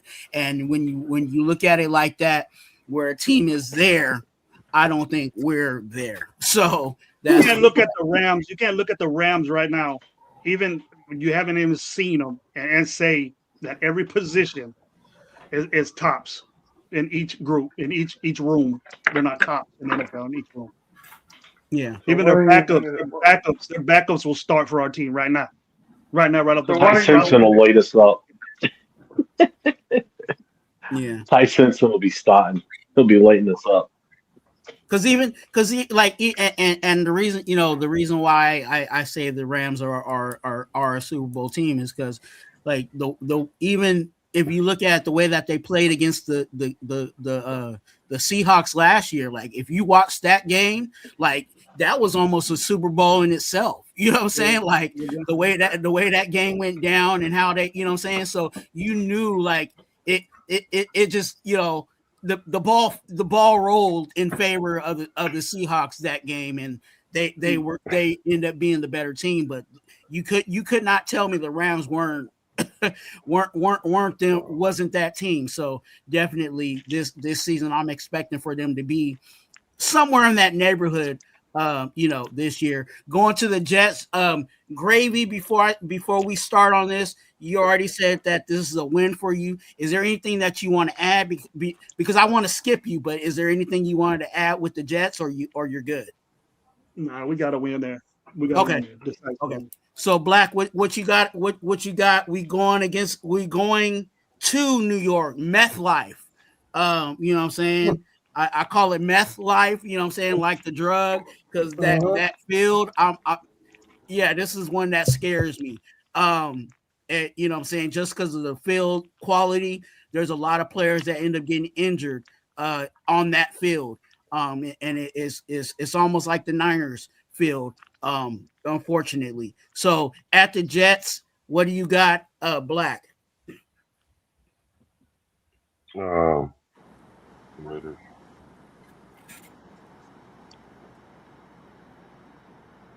Are you thinking about it? I got the Raiders. I keep saying I got the Raiders. The Raiders. Okay. Black got it with a win. I think this is Geno Smith's revenge game. And this is the one of those ones. I kid. I'm gonna put it past it though, Nate. I'm gonna put this shit past this dude. You'll get 3 touchdowns instead of 3 picks. I would be Hey, Geno might cook. You know what I'm saying? He might cook. What you got, Nate? I don't want to. No, I'm going. We couldn't help it, dog. We couldn't help it. Win. Okay. So we were just talking about, how they're supposed to lose a game that they're supposed to win, and win a game they're supposed to lose. Oh, God. This is that game. Yeah. So you're saying it's a trap game? Yeah. Yep. I'm saying so now week 8 against the Jets. Wouldn't this be a prime opportunity to put your number 1 draft pick in? Would you guys agree with that? What's the record at this point? What's the record at this point? It depends. What kind of confidence do we have in this number 1 pick? No, we can't beat the Jets. What's the record? So what's the record going into this game? Because it's like we're gonna look for every chance to put Mendoza in the game. Every chance, it's gonna be like that regardless. Right. So we need to stop that. Like all the things that we talk about, we need to stop. We need to stop sabotaging ourselves. Like we keep saying, all right, well, if he don't play good this week, put him in. Okay, he wins, don't play good this week, and then don't play good the following week, put him in. Like why would we want to put our quarterback in that position? I'm just asking. And did you say are you with bro? Are you with him playing from the get or waiting a little bit or waiting the whole season? No, it's not about what I'm with. I'm talking about what they're saying. They're saying we don't want to start this quarterback because we have too many places that we need to shore up before we can have confidence to throw him out there and not sabotage his career. So based on that alone, not how I feel about it, based on that alone, I shouldn't be looking for every turn for us to try to find a way to put him in the game. The only way he should get into the game is by default. That's it. And that should. And I agree with Black on that too. He's absolutely right. He's 100% right. He was breaking up on me a little bit. I didn't hear what he said, Jeff. He basically said that by default. We need to stop. Yeah, he plays when he plays, basically. And if we keep every week saying, I know that's well, should we play him this week? Because first of all, fans are going to be calling for him. Fans are going to be calling for him to start the second Kirk Cousins either throws an interception, fumbles the ball, and doesn't recover it. Anytime he does something wrong, that fans are going to be screaming to stop throw Mendoza in there. You know that's Mandalorian all over the stadium will be waiting for this dude, and he's sitting there, and there's going to be a lot of pressure on Kubiak. He's going to feel the Raider Nation probably week 3, bro. Week 3, whatever. Week 3, probably week 1. I'm not listening to the Raider Nation. Kirk Cousins messes up the first pick, the first freaking interception that Kirk Cousins throws. And we'll be calling for this guy. I know it's going to happen because it always does. It always does. Let's say we start Mendoza. Let's say we start Mendoza. He comes in, throw 1 touchdown, 2 interceptions. Should we put in Kirk Cousins? You gonna say no? They are. No, that's not my question. My question is, if he comes in and throw 2 picks first game, do we put in Kirk Cousins? No. No. Just like we shouldn't put No, in and I'll tell you right now, no, the fans aren't going to be clamoring for them to sit him because they're going to get what they want. He's out there playing. They're going to look at it as Mendoza will do no wrong, basically, because they're so enamored with him, and everybody's put him on this high pedestal that he could do no wrong. Kirk Cousins, he could fart while in the huddle, and they're going to be, he needs to be replaced. Let's get Mendoza out there. That's just the mentality of how many people think that this guy is the second coming of God knows what. You know, it's that way already. It's that way already. That's what I mean. That's the fans are doing that though. That's not no. And I agree. Listen to the fans. That's why we shouldn't listen absolutely. to the fans. Absolutely, 100%. You are correct. We shouldn't think that way. Don't listen to us. We should think the way of if this dude's a number one pick, if this guy is a first overall pick in the draft, he should play. What is the exception? Who does that? Let me answer. I'm about to answer it for you right now. You tell me what number one quarterback that's won the Super Bowl that started game one. Tell me. I'm not. My intention is to win a Super Bowl. No. Because I can tell you. Because I can tell you. Go ahead. Yeah, go ahead, bro. Go ahead. Talk. No, go ahead. No, go ahead. So all I'm saying is this: like, if there's no track record already in the league, league-wide, that you start this guy and it's going to equate to playoff wins and Super Bowl wins, then I can understand that. But we don't have no track record of that. Matter of fact, the most prolific quarterback that we got right now didn't start game one. He didn't start till like week 10. So like I don't understand like what quarterback do we have that did that? I mean your boy in Kansas City, what week he came in? He didn't start the season.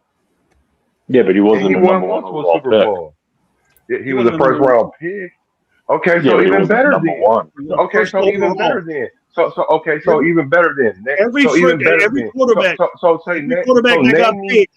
quarterback that got picked, number one overall started. Name which one of them won the Super Bowl? Those are an exception. Which one won the Super Bowl? Which one won the Super Bowl then? Out of all those number one picks.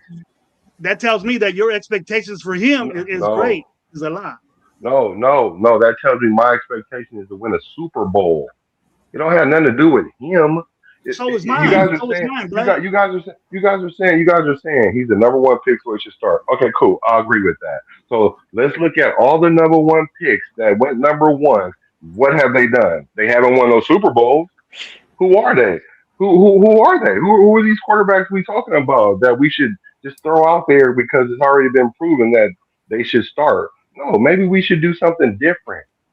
Maybe we should do something. Why we gotta do what everybody else is doing, especially if it ain't even working? Okay.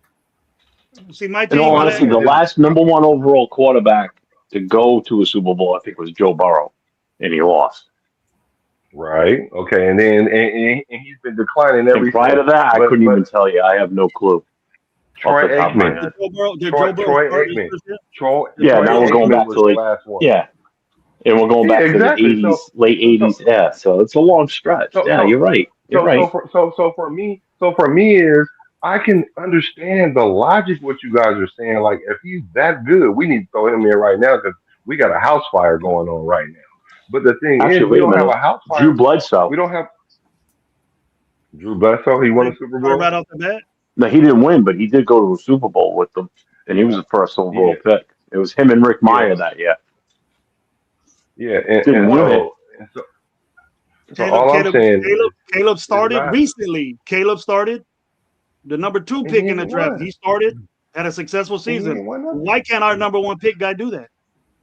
No, we're not talking about successful seasons. He's not the same type of player either.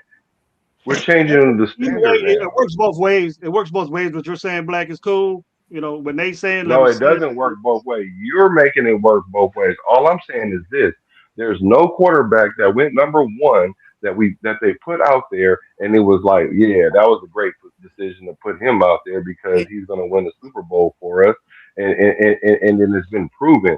But what I have seen proven is you sit a quarterback He sits for a year or two, and he has or 3/4 of a year, and he has a better chance of understanding the game. And the results have shown that. Now let's take Mahomes. He's the most prolific quarterback. Mahomes got hurt his rookie year. Mahomes got hurt his rookie year, and that's why he sat.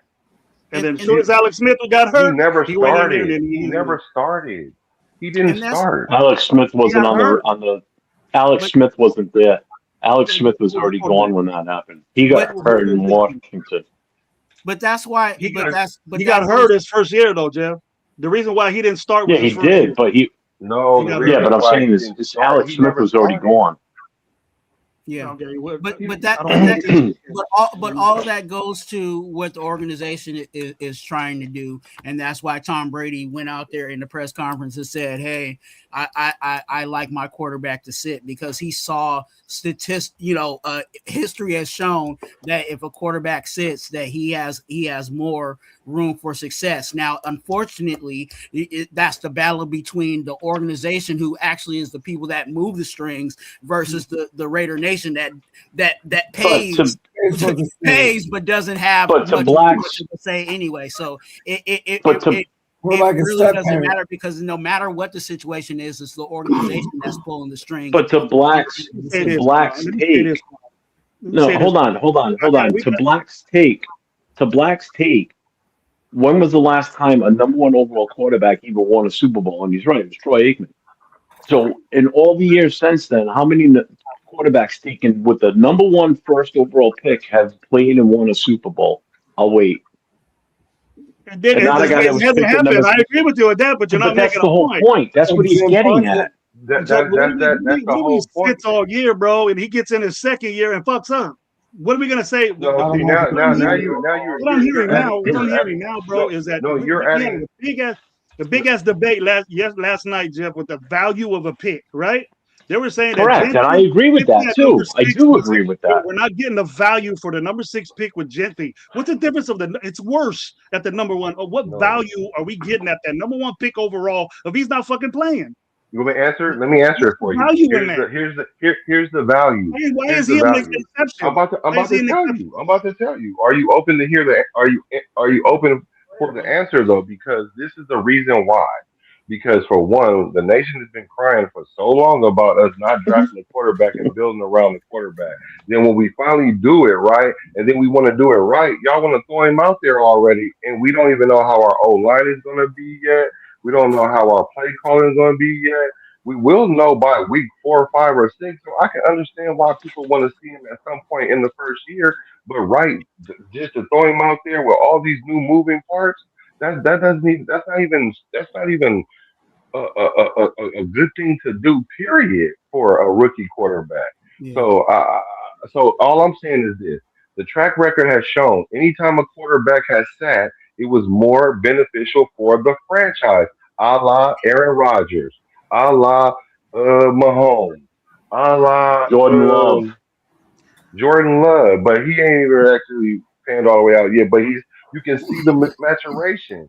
So even if what's your boy in Houston, he looks like he needs to sit a year before he hits the ground, because now he's already peaked out now, because the league has already caught up with him already, and you don't want the league to catch up with Mendoza in year 2. You don't, brothers. We're already far. This would take a whole nother 2 hours of a discussion to talk about that specific. Is it my turn on the Jets? That I was gonna say, we still in week 8, so I think wait, Black, what did you say about the Jets? He said it was a win. Okay, Nate, did you say anything about the Jets? And Caleb Rogers fucking sucks. He's not gonna start this year. I'm kidding. No, Nate said it was a win for us. I think everybody said it was a win. We all said it was a win. Okay, Pizzle, what you got? We're losing to the Jets, Jeff. That's what you said. No, I haven't made my pick yet. Pizzle said we lost. Gravy, what you got? The Jets were winning. You asked me before. Okay. You said you were going to skip me. Oh, yeah, you're right. All right. It's your turn. Mendoza gets a win. All right. So Mendoza. It's a win at Jets, but don't forget they still got talent on that team. They got good wide receivers. They got Brees Hall's a running back. Geno Smith has a better offensive line. It's not going to be a cakewalk, but I still give us the win on that one. So just for the record, that's the second win I've given us. Now. Yeah. In 8 weeks. So for clarity, I think right now we have definitely Jeff has 2. I'm going to say this is a win. This is a game that we have to get. Against the Jets. I don't think we have to get it, but I think it's a game where we should be winning with no problem. Yeah. Oh, it's just not going to be as easy if as some people think it's better. going to be. The reason this game, he out of there. And the reason why I said we have to get the Jets is because this is a team that this is not the Rams, this is not the Bills. So if we're having some type of hope to try to crack, getting into the playoffs, you got to beat the teams that are not really playoff teams. So that's why I said it's a got to be win. Moving forward, going into week 9, it is the Niners. We're going to Santa Clara, not San Francisco, Santa Clara, to play the Niners. This is the rivalry in the Bay Area for the Oakland Raider fans against the Santa Clara Niners. So, Black, what you got against the Niners, man?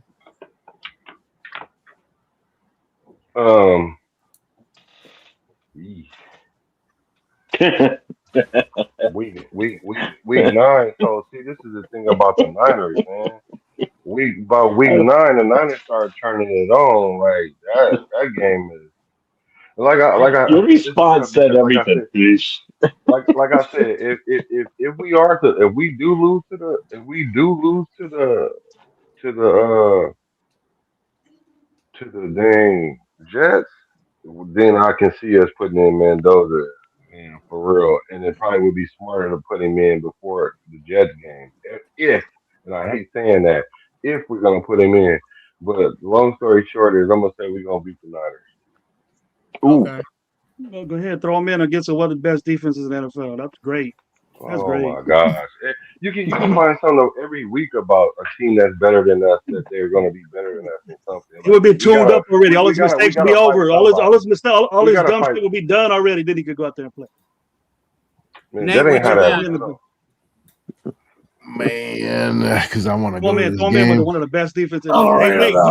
Get your quarterback and throw him in first game and number 1 against the number 1. That's not what I said. What I said was I would put him in against the Jets to give him some momentum to play that team. And you don't even know if their defense. And you don't even know if their defense gonna be that dope. We don't know if the Niners defense gonna be that dope. We don't even know if they're gonna be dope because they got issues over there. They got a lot of issues. Nate, what you got?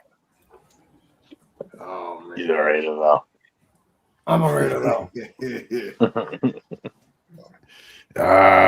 This kills me because I think that Rams game. Yeah, I'm gonna go with the L with this one. I'm a Raider though. All right. Pizzle, what you got? We better win this fucking game. Exactly. I knew you were going to say that. I knew you were going to say it. Thank you, Pizzle. If we're gonna win just one game this fucking year, it this better is the be only this game I want to game. win. Believe me, that's why we're not going to win it. I'm feeling you on that, Pizzle. But yeah, this is like our Super Bowl right here. I would be okay with us going 1-16 if it was against the Niners. Just to be honest with you, man. Like I said, it's going to come down to coaching, right? Like I said, Kubiak's faced Shanahan 2 times a year for the last couple of years. He dominated them 3 games in a row last year. So I think we got a punching chance in beating the Niners. Okay. Gravy, what you got?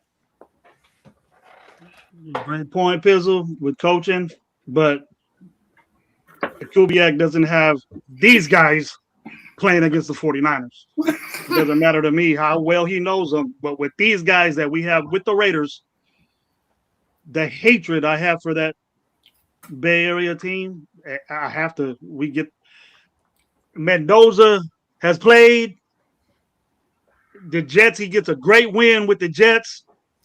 He goes home, and then the Mandalorian pops out and gets this win against the hated 49ers. Oh, and I'll be there. I'll be there.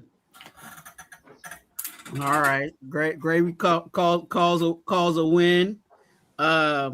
Jeff, what you got? It's a loss. And here's the difference for me versus all of you guys on this panel.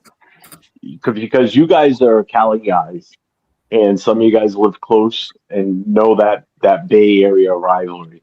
It doesn't mean the same to me. Like, my biggest rivalry or the biggest team I despise the most is here in New England is the Patriots. So your hatred for the 49ers equals my hatred for the Patriots. I hate the Patriots more than the other three teams in our division. So I don't have that same gruff towards the 49ers, and I think that's just an environment issue because I don't live out there. If I lived out there, I'd probably think the same as you guys. So, but I just think that the 49ers are in a better position still. They haven't had turnover of coaches and shit. I got to give the 49ers on this one. This is a loss for us. I hate saying it, but Shanahan's been rotating coaches and usually don't miss a beat. His exactly, and that's what I mean. So it's no matter who goes in there, it's the same shit. Well, except for they get another. Well, yeah, except for Salah though.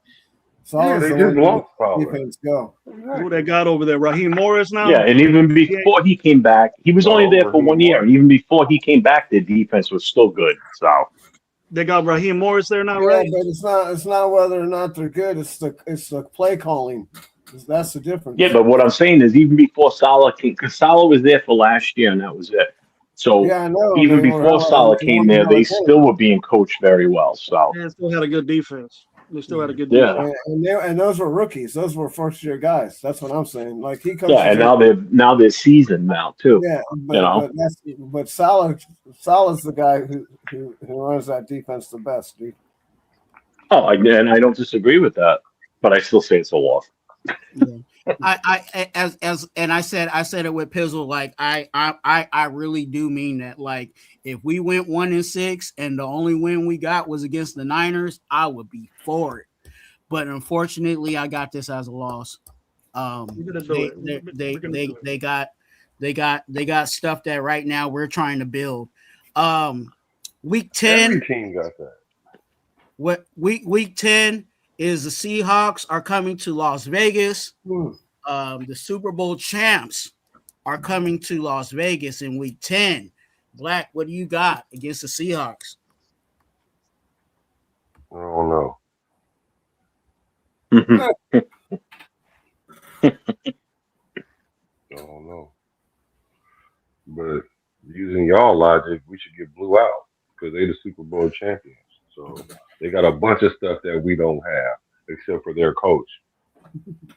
But Yeah, we got their offensive coordinator. How did that work out for Detroit? Yeah, exactly. So I really got us winning this game, but I mean it's gonna be like that Rams game, I think. Like what Pizza was saying, like y'all might not think that the familiarity matters. That's why when the Raiders record and the Chiefs record is whatever it is, the games be still the way it is, or any team in our division because the familiarity. So I think the familiarity do have is gonna. I think he has his game circled on his calendar personally. So I'm gonna personally pick this one for Kubiak. All right, Nate. Ew. Okay. We're not ready. We're not ready though. Pizzle, what you got, man? We're not ready, Raiders now.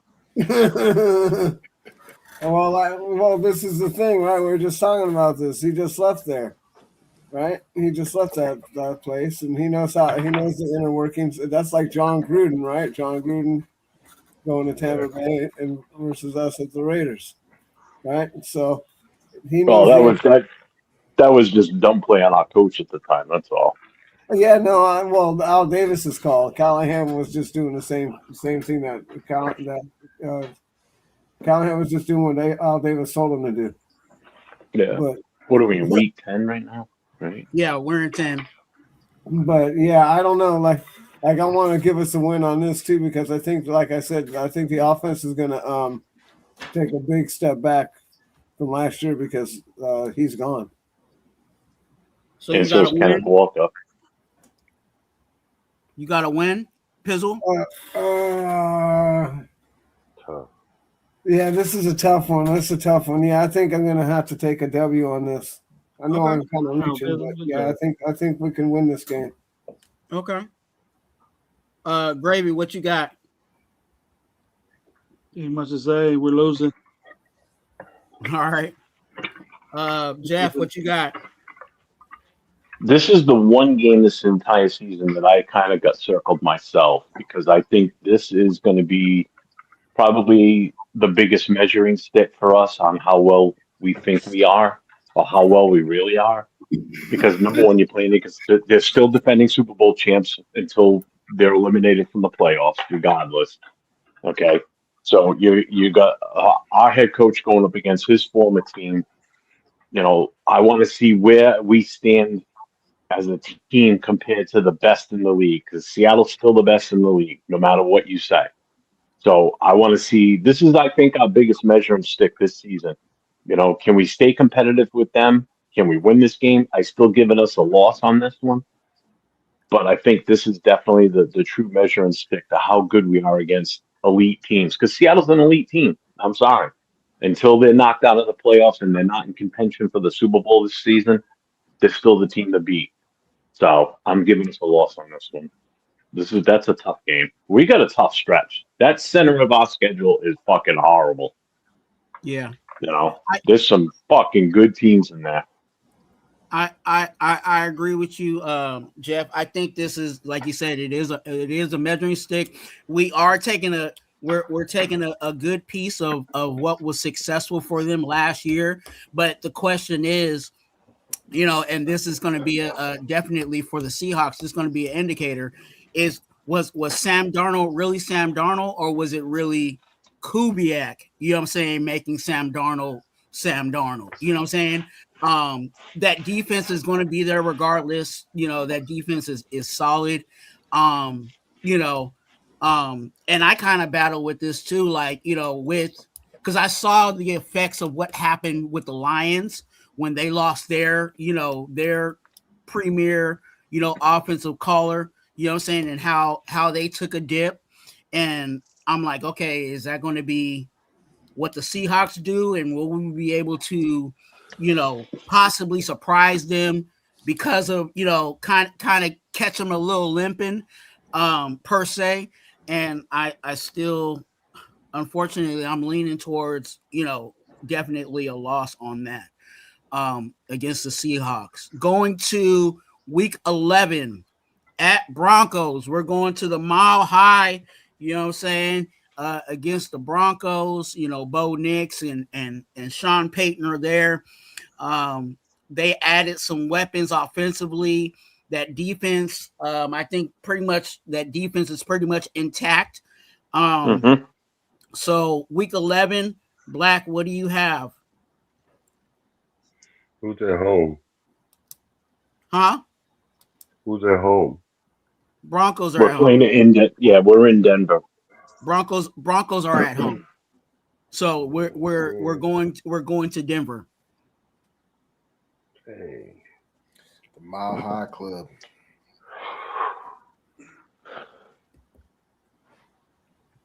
All right, I'm gonna go with a loss on that one. Sounds like it pains you there. Well, no, because I really think we'll beat them there, and we might lose. We might lose at home again. I think that's kind of what we do. But I'm gonna reverse it this year. We're gonna lose to them at their house, and we'll win at home because we play them later in the season, and then we play them like twice within like 4 weeks or something, 4 or 5 weeks or something. So you know, 2-3 weeks later. So I think we'll have action on one of them games. So I'm gonna go ahead and say we lose this game because we're gonna be coming off that high of beating Seattle. Because y'all think they still the champion. Well, they are the champions, so they technically lose, but they don't have they don't have the running back that they got. They don't have the play calling, and that's gonna hurt them because if Detroit took a leap back and they got a premier quarterback and they running back and they still was hurting, I know Seattle's gonna be hurt because Sam Darnold is not him. He's good. He did what he was supposed to do, but he is not him. Yeah. Before Nate goes, we got a special guest, and this is going. You got a little break, Nate, because I'm on rapid fire. Our guest coming in, ladies and gentlemen, Afakasi is in the building. Good to see you, man. What's up, AI? All right, what's up, brother? Gang? What's up, brother? How are we, brothers? So Afakasi, for the sake of rapid fire, I'm gonna catch you all the way up to where we are right now. We're currently with the what did I say? The Broncos in week 11. Mm-hmm. So we're gonna go 1 through 11. What you got off of Kasi with the Dolphins? Oh man, we're doing a prediction show. My bad. No, you're good. I usually don't partake in these. All right, if you're gonna put me on the spot, I'll humor you one time. Show us again. Dolphins, Chargers, Saints, and Chiefs. Win week 1, lost week 2. Go back. Sorry.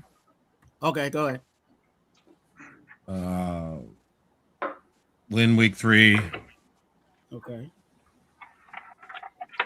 Win week 4. Okay. 3 out of 4, not bad. Okay, we're gonna go 5, 6, 7. Patriots at Patriots, home at Bills, home at Rams. Home with Rams, and then at Jets. What do you got? Loss, win. Okay. Hey, look, I'm not trying to be delusional here, okay? No, you're right on. You're right. Being honest. You're right on track. You don't gotta be all like that. I'm not trying to be delusional. Hey, again, you guys know what I say over here. It's your Raider gospel. So we gonna move on. Niners. Okay, so Niners, Seahawks, and then give me your Broncos. Gee, that Battle of the Bay is going to be a coin toss. They can go either way because both teams are going to want that one. Though I'm going to go one time and one time only. I'm going to go with my heart, and I'm going to say we're going to win that one. Okay. That's what I did. I'm going to go with my heart, and not for the rest of the schedule. I'm not going to do that. Right. Seahawks is going to be a loss. Broncos is going to be a loss. Browns is going to win. Okay. Well, okay. You're jumping ahead, but I'll take that Browns. Yeah, that's me. Short and sweet. Yeah, just for total. Yeah. Nate, we're at the Broncos. What you got for Broncos? L. Okay. Loss. Who's I'm sorry, I got the Pizzle. paper right here. Pizzle. No, it's not Jeff. Pizzle. Sorry. Yeah. Well, I got this as an L too. Okay. Gravy, what you got?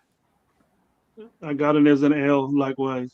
Okay. Denver got better. Denver got better too this year. Jeff, So they what gonna you win got? the Super Bowl. I got a loss on this one too. Okay. And I got a loss on that too. So I think the Broncos at Mile High, I think that's an L for me. Okay, we're Browns, okay? You know what I'm saying? The Browns are coming to Allegiant Stadium. You know what I'm saying? No. We're going to Cleveland for that game. That's wrong. Is it? Yeah. Mm-hmm. Okay, I think I got my graphic wrong on that. Sorry Yeah, about that. we're going to Cleveland. You're good. Sorry about that. It's at the Browns. Yeah, I messed up on that slide. So that whole month we've only got one home game? Yeah, but then we get like 3 or 4 in a row. Change my mind now. I'll change my pick now. So we are at Browns in week 12. You know what I'm saying? We don't know if it's Massage Boy or Shador that will be quarterback. It'll be Shador. It'll be Shador. It's gonna be Shador. It'll be Shador. That again, that could be a 2-hour debate. But what you got, Black, for the Browns? The Browns. We're gonna beat Cleveland this year. Like I saw that coming last year. We was gonna lose to Shador. Like the writing was all over the board. I seen it that he was gonna. Thank you, Demons. And he's gonna freaking start again this year against us. Except for this time, we're gonna pull it out. So you got to win against the Browns. Nate, what you got? I got an L. It's away. It's going to be late in the season. Ugly game. I don't think lake effect weather. I think it's an L for sure. Okay. Pizzle, what you got? Well, I think it's going to be if it's going to be in Cleveland and it's going to be, what is it, late December? No, we're in November. I think we're still in November. Yeah. All right. Well, it's still going to be cold and possibly snowing out there. So we're going to have to be real physical if we're going to go out there and win. Yes, it's late November. It's actually November 29th. Yeah, so Thanksgiving weekend. Yeah, it'll be nice and cold and snowy. So yeah, our run game's going to have to be on. I think we should win this game. Okay. Gravy, what you got? We cannot lose. If Shador Sanders beats out Watson, I heard it's a little back to. They're going at it, and I don't know how Shador Sanders is. He doesn't impress me at all. It doesn't matter. We should be rolling by now. We should have everything together. I don't want to hear no excuses about that. Mm-hmm. If it is Mendoza or Cook, I don't care who it is. We should get a win in Cleveland. Okay. Without a doubt. No excuses now. All Whoever's right. in's in. Jeff, I'm glad to hear you say that. It's a loss. Myles Garrett, 2 number 1 wide receivers they grabbed in the first round. That team's improved. And we didn't win last year. Myles Garrett had a field day against us, and he's going to have another one at home. So that's a loss. All right. This is one game that I marked as a win. I did factor in that it will be a cold game. But you know, one thing that I've learned that the run game definitely travels. At this time, we are 12, and I'm like Gravy. We are 12 games in. That run game should be running. So should. Again, should. Should. So it should be running. So I got the Browns as a win. Okay. This is my gauge. This is my gauge game. If we lose this game, then bring in Mendoza. Yeah, bring in Mendoza, right? Hey, we finished with the Browns. Oh my gosh, we finished with the Browns. And then now the Titans, or not the Titans, I'm sorry. We are at the bye week. Week 13. Anybody have any thoughts about the week 13 bye before we get into week 14? No, let's go. The bye week. What's there to talk about? It's a bye week. we lose the bye week. Hey, some people have feelings about, you know, again. Well, no, I ain't gonna bring that up because then that's gonna be a 2-hour conversation. I'm gonna say this briefly. Move on. To 14. Bye week. This is where some people are feeling like this might be the transfer of quarterbacks. But anyway, 14 Chargers. You know what I'm saying? Home against the Chargers. What do you got, Black, in week 14? Well, both teams will be coming off of a bye, so it won't be an advantage for either team. I had us beating the Chargers early in the season, so we'll lose this Okay. Because I think we don't play that well after the bye. I'm No, trying to think. notoriously. Yeah, I think notoriously we don't play good after the bye, and I think also it has something to do with Kubiak. I'm not even sure all the way about that, but I did hear something about us having issues with post bye week games, so I'm gonna go with a loss here. Okay. Nate, what you got? L. Okay. Pizzle. I got an L too. Okay. Gravy. This is something that I want to change. This is one of the losing mentalities that we have of getting after a bye. I don't know how many years it's been we lost after a bye. How many years has it been? I can't even remember. We got to stop that shit. We got to stop it. We got to stop it. Mendoza's in for me. Before that, starting, and then he's going to get a win. He's going to get his win against San Diego. We're going to stop that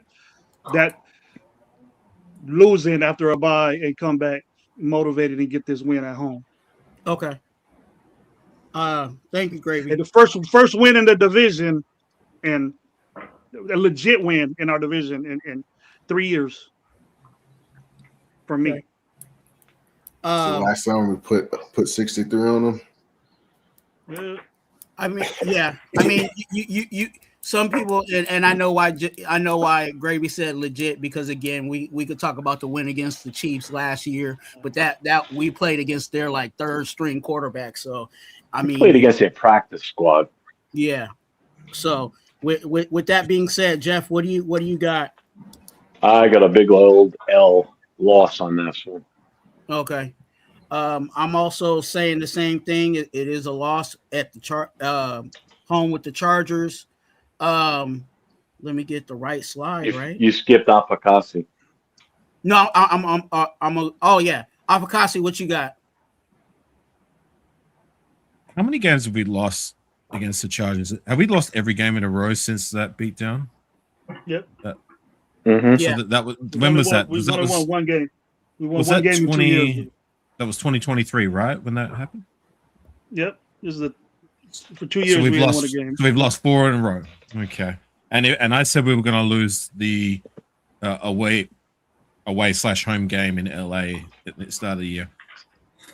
Mm-hmm. Yeah, week 2 was the game in LA. I really want to say we're going to win this, but I hear you guys. We are so bad out of the bye, and that is something that really needs to change. Oh, my heart says win, but I already used my heart card, so I'm going to say I can't do it again. Do it, AR. Be confident.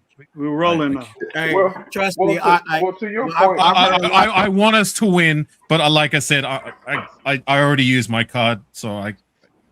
There's I've heard a lot of people picking with their heart. So, but please prove me wrong. Like you guys have all said, that's something that really needs to change. I'm so over it. I'm done with it.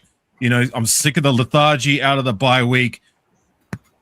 We got to stop that. We got to stop that losing mentality, bro. We got to stop that. That needs to get out of there. Yeah, I totally agree with that. We do need to change that, and all that changes from the coaching perspective. And I do think that we could not be that team this year, because I think we're going to be prepared playing on the East Coast.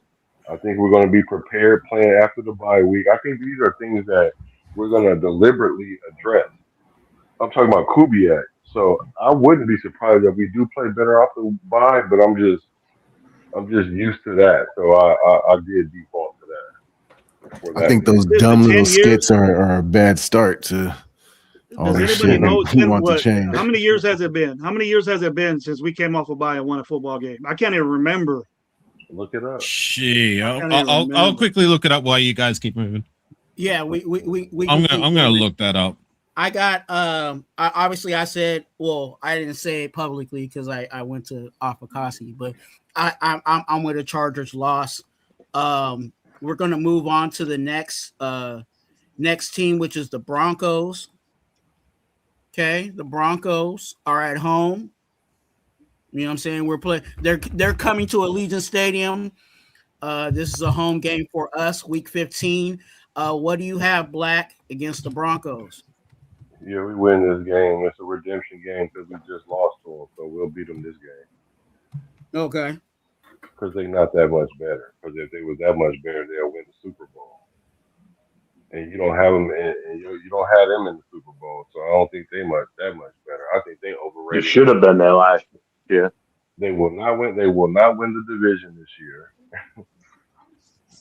Okay, Nate, what you got? This is the who is it? The Broncos. Broncos, Week 15. Yeah, I think we get swept.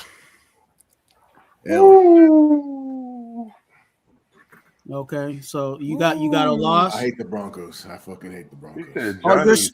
You're beating it. It's a win. Nah, it's an L. Okay, it's an L. Okay. Yeah. All right. Pizzle, what you got? I think we win this one. Okay. I think I picked us losing at home. Yeah. Or at that place. So yeah, I think we're gonna split with them. Gravy, what you got? I think we lose this game. Okay. Denver got better also. Everybody in our division got better, including us. But Denver's better. Yeah. This is a loss. Okay. Alpha are you ready, or are you still trying to look for? We're against the Broncos right at home. Yeah. Yeah, in Vegas. Yeah. I'm going to say this will be a win. Okay. I'm still looking, but you yeah. Okay. It's all good. We'll just keep moving until you find. Yeah, you just out. keep moving. This is going to take me a minute. You don't have to waste your time on that. You don't have to waste your time on that. This is interesting. I'm curious myself, so I'm happy for you guys to do your thing while I do this. Yeah, my little side quest. Appreciate that. I got the Broncos. You know what I'm saying, beating us at home. Okay. Moving forward, the Titans. Week 16. Okay. Week 16, Titans. Black, what do you got? Week 16 with the Titans. Cam Ward, Carnell Tate, and whoever else is over there playing for them at the moment. You're muted, Black. Cam Ward, Cam Newton, Montgomery Ward. I don't care. Don't beat them. He said Montgomery. Hey, people don't know what Montgomery Ward is. I know, right? If you know, you name know. a long time. Earl Campbell. Oh, wait a minute. Wrong team. hey, that's hanging funny. Somebody need to clip that. Nate, what you got? Titans. I think we win in this one. Okay. Pizzle, for Shizzle, what you got, man? I think we lose this one. I think they have a good defense. Okay. And I think that's going to be I think that's going to be key. Okay. Who's their coach? Robert Saleh. Right. It's his first year, right? Yeah. Yeah. So you're right. Their defense is gonna step up. Yeah. Yes, it is, and they got some great players on that team. Don't get me wrong. They're gonna be better than they were last year for sure. Oh hell yeah, I agree. Yeah. Gravy, what you got? I see a battle of first round picks here. Who's better? Oh God. Who's better? Okay. And I think Mendoza gets this at home again. Okay. That boy Mendoza is gonna be on the bench. They're gonna be young. They're gonna be young. So two young quarterbacks going at it. See what's up. We get the win. So do you think Cam Ward is better than Mendoza coming out of college? I do. Just coming out of college. I do. Yep. Oh yeah. Wow.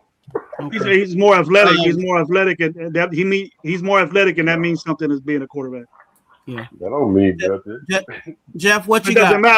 It doesn't matter because he started his rookie year, and he got better. Our guy's probably still sitting, and all your guys' views, he's still sitting there waiting for Cousins to fuck up. And they still ended up picking what? How many games they win this year? 3. They didn't win no more games. Yeah. Hey Jeff, what you got? I got this as a win. Okay. It's only my third win right now. Yeah. I've only picked this to win 3 games so far. Alpha what you got? Titans. Win. Okay. I got this as a win. I think this is a game.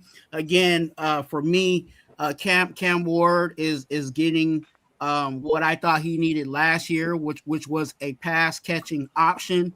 He's getting Carnell Tate. He's also with that being said, this is later in the season, so hopefully he's already, by week 16, has built some chemistry with his number one quarterback.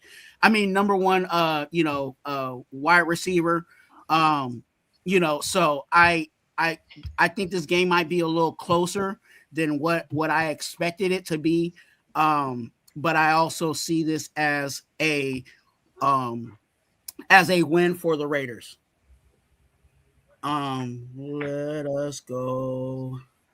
How many wins do you got? How many wins you got us at this point right now? Me personally? Yes, you personally. I am at 4. Okay. I'm at 4. Okay. Week 17. Cardinals at Cardinals. At Cardinals. I'm hoping, and this is just a side note, I'm hoping that I'll be in the building for this game. I'm still trying to figure that out. But at Cardinals, Black. Week 17. This is New Year's, you know what I'm saying? I don't know if that plays a factor, you know what I'm saying, for players or whatever, or your take. But Black, what do you have against the Cardinals? Yeah, we should beat them for sure. That they'll be trying to get another they'll be trying to get the quarterback that everybody think we should have, I guess. So they'll be trying to tank because they're not winning that many games. Arch. Jacoby Brissett right now, Minshew. They got Jacoby Brissett, Minshew, and Beck, yeah. Carson Beck. And Carson Beck, yeah. So they're gonna be floundering all over the place. So we should. But they do have Jeremiah Love, the running back. So we'll see what happens there too. And they still have Connor. Take a look at their running back room. Dangerous, bro. Dangerous. They still have McBride at tight end, which was way better than Brock last year. I mean, Wilson, they got Wilson and Harrison. Yeah. Well, our running back group, to your point, should be rolling by then and should be dangerous too, right? Exactly. One should.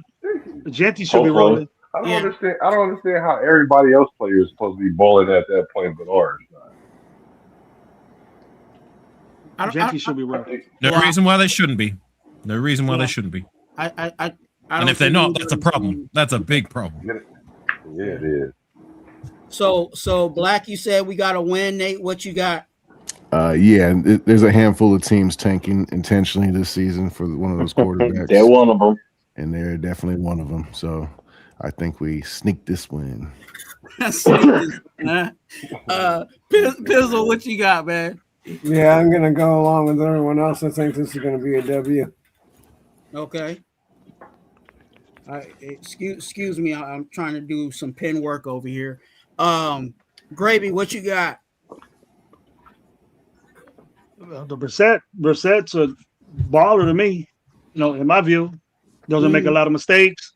Doesn't get a lot of mistakes, and I think that they're super duper young and they're up and coming. That's one of the teams that, besides the Saints, I said that's an up and coming team, and I don't think we have enough defensively in the back end to cover those guys. McBride, Harrison, and Wilson. That's borderline 3 All-Pro guys. Well, two of them made All-Pro last year. I think Wilson did and McBride. And then they tacked on that good-ass little young running back. I think we can't do that. We don't got nothing that can stop that secondary-wise. And so I think we're going to take an L over there. But like Nate said, it's our pick. We don't need a quarterback, but we could be getting our receiver, our defensive tackle that we need during that draft, and put us on the position. I'm not saying tank this game, play hard. It's going to be a good game, but we don't get it. Okay. Jeff, what you got? This is a win. I'm giving us this one. Okay. That's refreshing to hear, Jeff. Also, don't forget their coach down there too is LaFleur. So LaFleur. Yeah, LaFleur. So they got a good coach too. They ain't no joke. Go ahead, Gravy. I'm just saying they're not going to be a joke. Oh yeah, they're real super young. They got ballers out there, and running back wise, receiver wise, they look pretty solid to me. I don't think we can get them. Be a good game though. It's gonna be close. It's gonna be a close game. Afakasi. Win. Okay. Win. All right, I got us at a win at the Cardinals because again, hopefully I'm in the building. But I just overall outside of that, I'm not even just saying that because of my attendance or lack of attendance. I think this is a game that we should be able to, at this point, I think our players should be knowing what they're doing, and I think our team will take care of what needs to be taken care of. I'm not going to say it's going to be a blowout or anything like that. I think it might be, a little too close for comfort, but I still think it will be a win for us. Last day before you move, Twuan, I finally finished my little side quest, so I do have the info for you if you want me to share. Yeah, go ahead. All right. So in the last 10 years, we have won 4 of the last 10 games after the bye. And the last 5 years, we've only won once in 2022. So that means it's time for us to start winning. A lot of those losses have been not even close. Who's our coach? So we were winning before. So the last time we won after the bye was actually when McDaniels was our coach. I was going to say that was McDaniels. Yeah. No. But you said that but before that losing streak, we kind of was winning after the bye. Oh, okay. So that was Jack Del Rio who won both of his seasons as our coach after the bye. And one of those has to be Gruden too, right? So Gruden took over. Gruden I don't think he won a game after the bye with us because by the time he was out of here, if you said 2022, my bad, 2020, sorry, 2020, he was still around, so he won one time while he was our coach after the bye. So Del Rio has 2, in 3 McDaniels years. has 1, and Gruden has 1. Yes, yeah. Just seems like a lot. Too many coaches ago. You know what I mean? Too many. In recent history, it's been we've only won once in the last 5 seasons. So there you go. Yeah. Which is not good. Well, but what that shows us though, we have a competent coach, and we have a better chance at winning after the bye because of the way the coaches prepare us during that time. So I'm a little more optimistic with that being said. That's all. Okay. True. And that's, you would hope that an extra week of preparation would gain, help you get that success, right? Week 18 at Chiefs. Okay.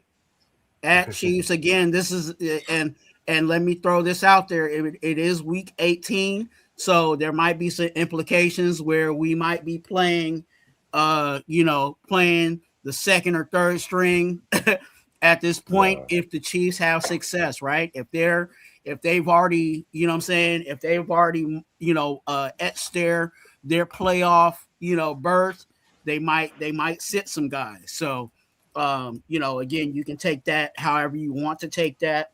But that's definitely we've all kind of talked about that at the end of the season where teams might sit their players based on their success or whatever the situation may be. So Black, what do you have for week 18, the final game of the 2026 season? So at this point, what do I have our record? You're at 11. 11 wins? Yeah. Wow. Oh. So check this out. you over there in Star Wars atmosphere now, bro. You out there on another planet. No, that's cool. Return No, of the because I'm not Jedi finished with ass. my That's all good. I'm not finished with my equation, because if you watch me do any of these prediction shows, let's say even at this point with 11 wins, right? So I know I'm wrong at least 2 of them, right? So I'll say we have 9 wins at this point. Let's just say I'm even wrong 3 times, right? Which is unfathomable, but okay, let's just say it is. Let's say we got 8 wins at this point. I'll take All that. right, we're gonna talk. We're gonna play the win right there, and Kansas City is not gonna just let us win, even if they already got a playoff berth. But I don't think that they're gonna be all the way where they are, where they need to rest players. I'm not sure about that. So if we have 9 wins and we need to win that to get to the playoffs, I think we're gonna lose that game, but I think it's gonna tell us a lot about who we are as a team at that point, and we will miss the playoffs. Okay, so you got us as at a loss with the Chiefs. As a loss there, yeah. Okay, Nate, what you got? Yeah. Okay. Pizzle, what you got? I have to go with an L too. I think it's going to be an L. Okay. Gravy. This is going to be a difficult one for me because it could be, usually when the Chiefs play the Raiders at any time of this, what week it is, they don't give a fuck. They play. Right. And then what I'm predicting is that Kansas City is probably going to be in a seeding situation for the playoffs. Now, if they're doing that, they're going to play. And that's the reason why we're going to lose that game. That if they have a situation where they're not in the playoffs and it's just a butt-to-butt game, Kansas City is still going to play because they don't want to lose to the fucking Raiders. So it doesn't matter. It's still going to be an L. It's Raider week. Jeff, what you got? It's a loss. I'm taking a loss on this, and I think the Chiefs are, like Gravy said, they're playing for a seed at this point. I mean, they could be playing for the division too, for all we know. So there's a lot on the line for them. And if they've already locked up the number 1, then they're gonna sit guys. They won't care at that point because they'd rather have get the guys healthy. So yeah, they it's didn't a make loss. the playoffs last season, right? Their No. record wasn't too good. No, because Mahomes was out injured already, so we played against a 3rd-string quarterback. Oh, that's right. I was there. Okay. Yeah. Yep. Because Gardner Minshew got hurt. Yeah, I was there. Yeah. Bitch, got hurt, and I don't even know the name of the dude that. We didn't even score that game. We have 5 field goals that game, bro. Right. The 3rd-string quarterback. Yeah. That part, right, Gravy? That's why I keep Apokasi, what you got? 1 second, man. Okay. That was one of the boringest games I've ever seen. For the sake of time, I'm gonna call this as a loss for me. Okay. I think again there's definitely in the AFC West, I think it's going to be tighter. As the fight for the number 1 spot, it could be the Broncos. It could be, it could be the Chiefs. Those are I think those are the 2 teams for me that are going to be the teams that are fighting for it. The Chargers are definitely going to be a competitive team, but I just for the sake of battling for the number 1 spot, I'm seeing it more with the Chiefs and Broncos. For our division, unfortunately, I hate calling other teams being in the number 1 spot, but just got to be realistic on that. Apokasi, what you got for week 18? Well, first things first, where am I standing? What's my record? You are at 9. Really? Yeah. How many? 9 wins. Okay. I'll take it, but I don't think I'm right on that. I hope I am. I'll take it, but all right. Look, well, me too. I'm going with my gut. My gut tells me it's not the Chiefs this year. I believe it's the start of their downfall. They've had their time in the sun. You know, every dynasty has its day, and I don't know. My gut tells me their time is over. I'm not saying it's going to be us that's going to take over the West. I hope so. But I think their time is done. And if I'm right on that, I could see us sneaking and win. If I'm wrong, if it's still their time and they're rolling by then, we're losing that game. Okay. Go ahead. I didn't. So is that? Do you think that's technically another kind of go with my heart game? What do you think? Don't worry about it, bro. Last game of the season, probably be either way. Will be either way. You know, I'm going with my gut. I believe their time in the sun is over. No, I don't think that is like you said a feeling type of situation. You're just feeling like kind of what I was feeling is I think those two teams, in my opinion, are going to be the top two teams in our division. But you're feeling like I feel like I'm not saying it's going to be us again. I hope so. I mean, I feel like it's probably going to be the Broncos or the Chargers. I don't know. Something inside of me tells me it's not the Chiefs this year. I think their time is over. They got issues. They got issues too.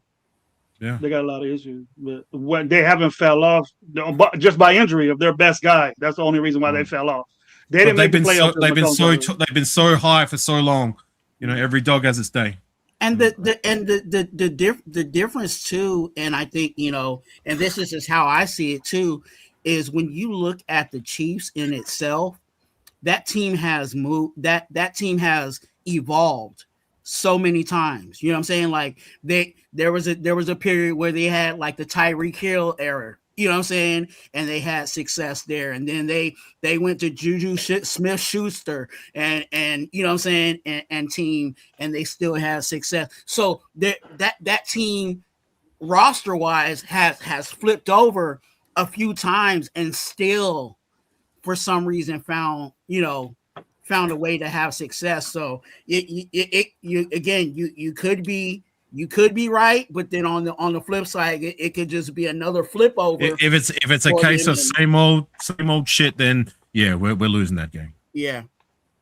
So I think that game doesn't really stand so much on us. Well, like we've got to do our part, but I think it stands more so where will they be come that time, and if they're not what they were and what I believe is the start of the downfall, then I think we'll win that game.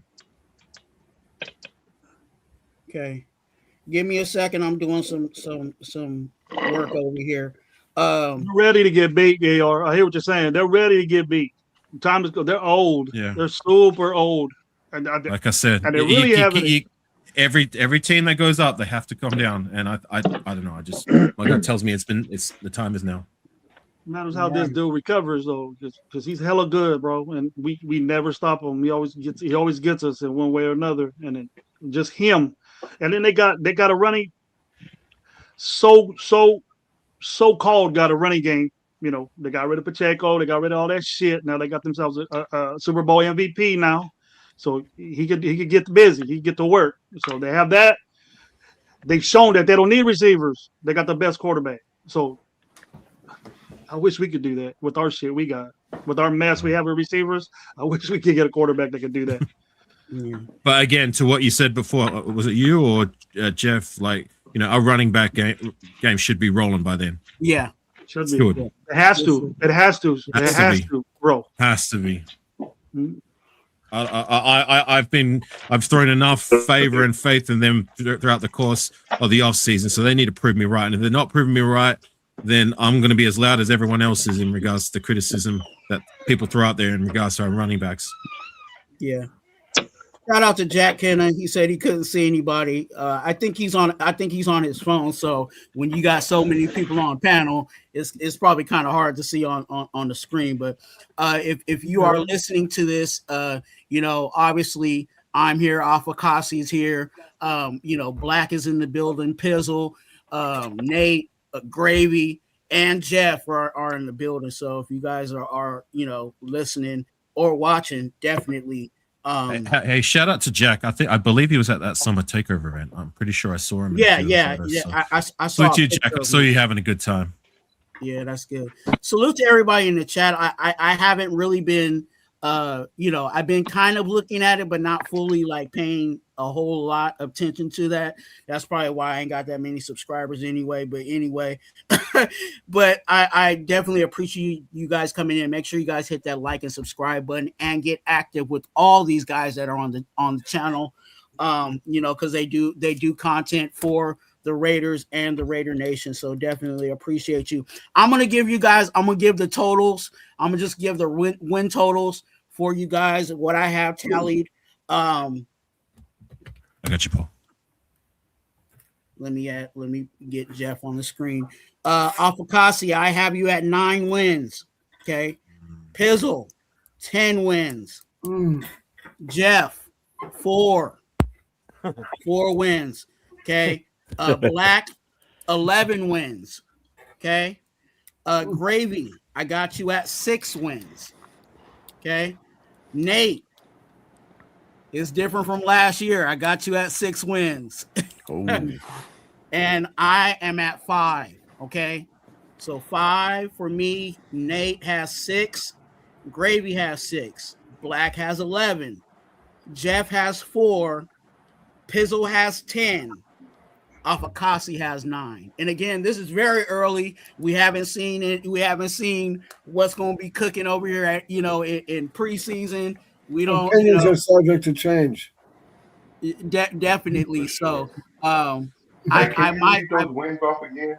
Can you read how many wins off so we can do an average, so we can average all of our wins to see what our average is amongst the whole panel? How many of us? 7 of us? Who want? Yeah, we have 7. Who wants to do the math? Who wants to? I'll do it. Just give me a minute. I'll get the calculator up. Go ahead. Okay. Yeah, that good idea, Black. But yeah, there's this is a very early prediction. You know what I'm saying? And I might.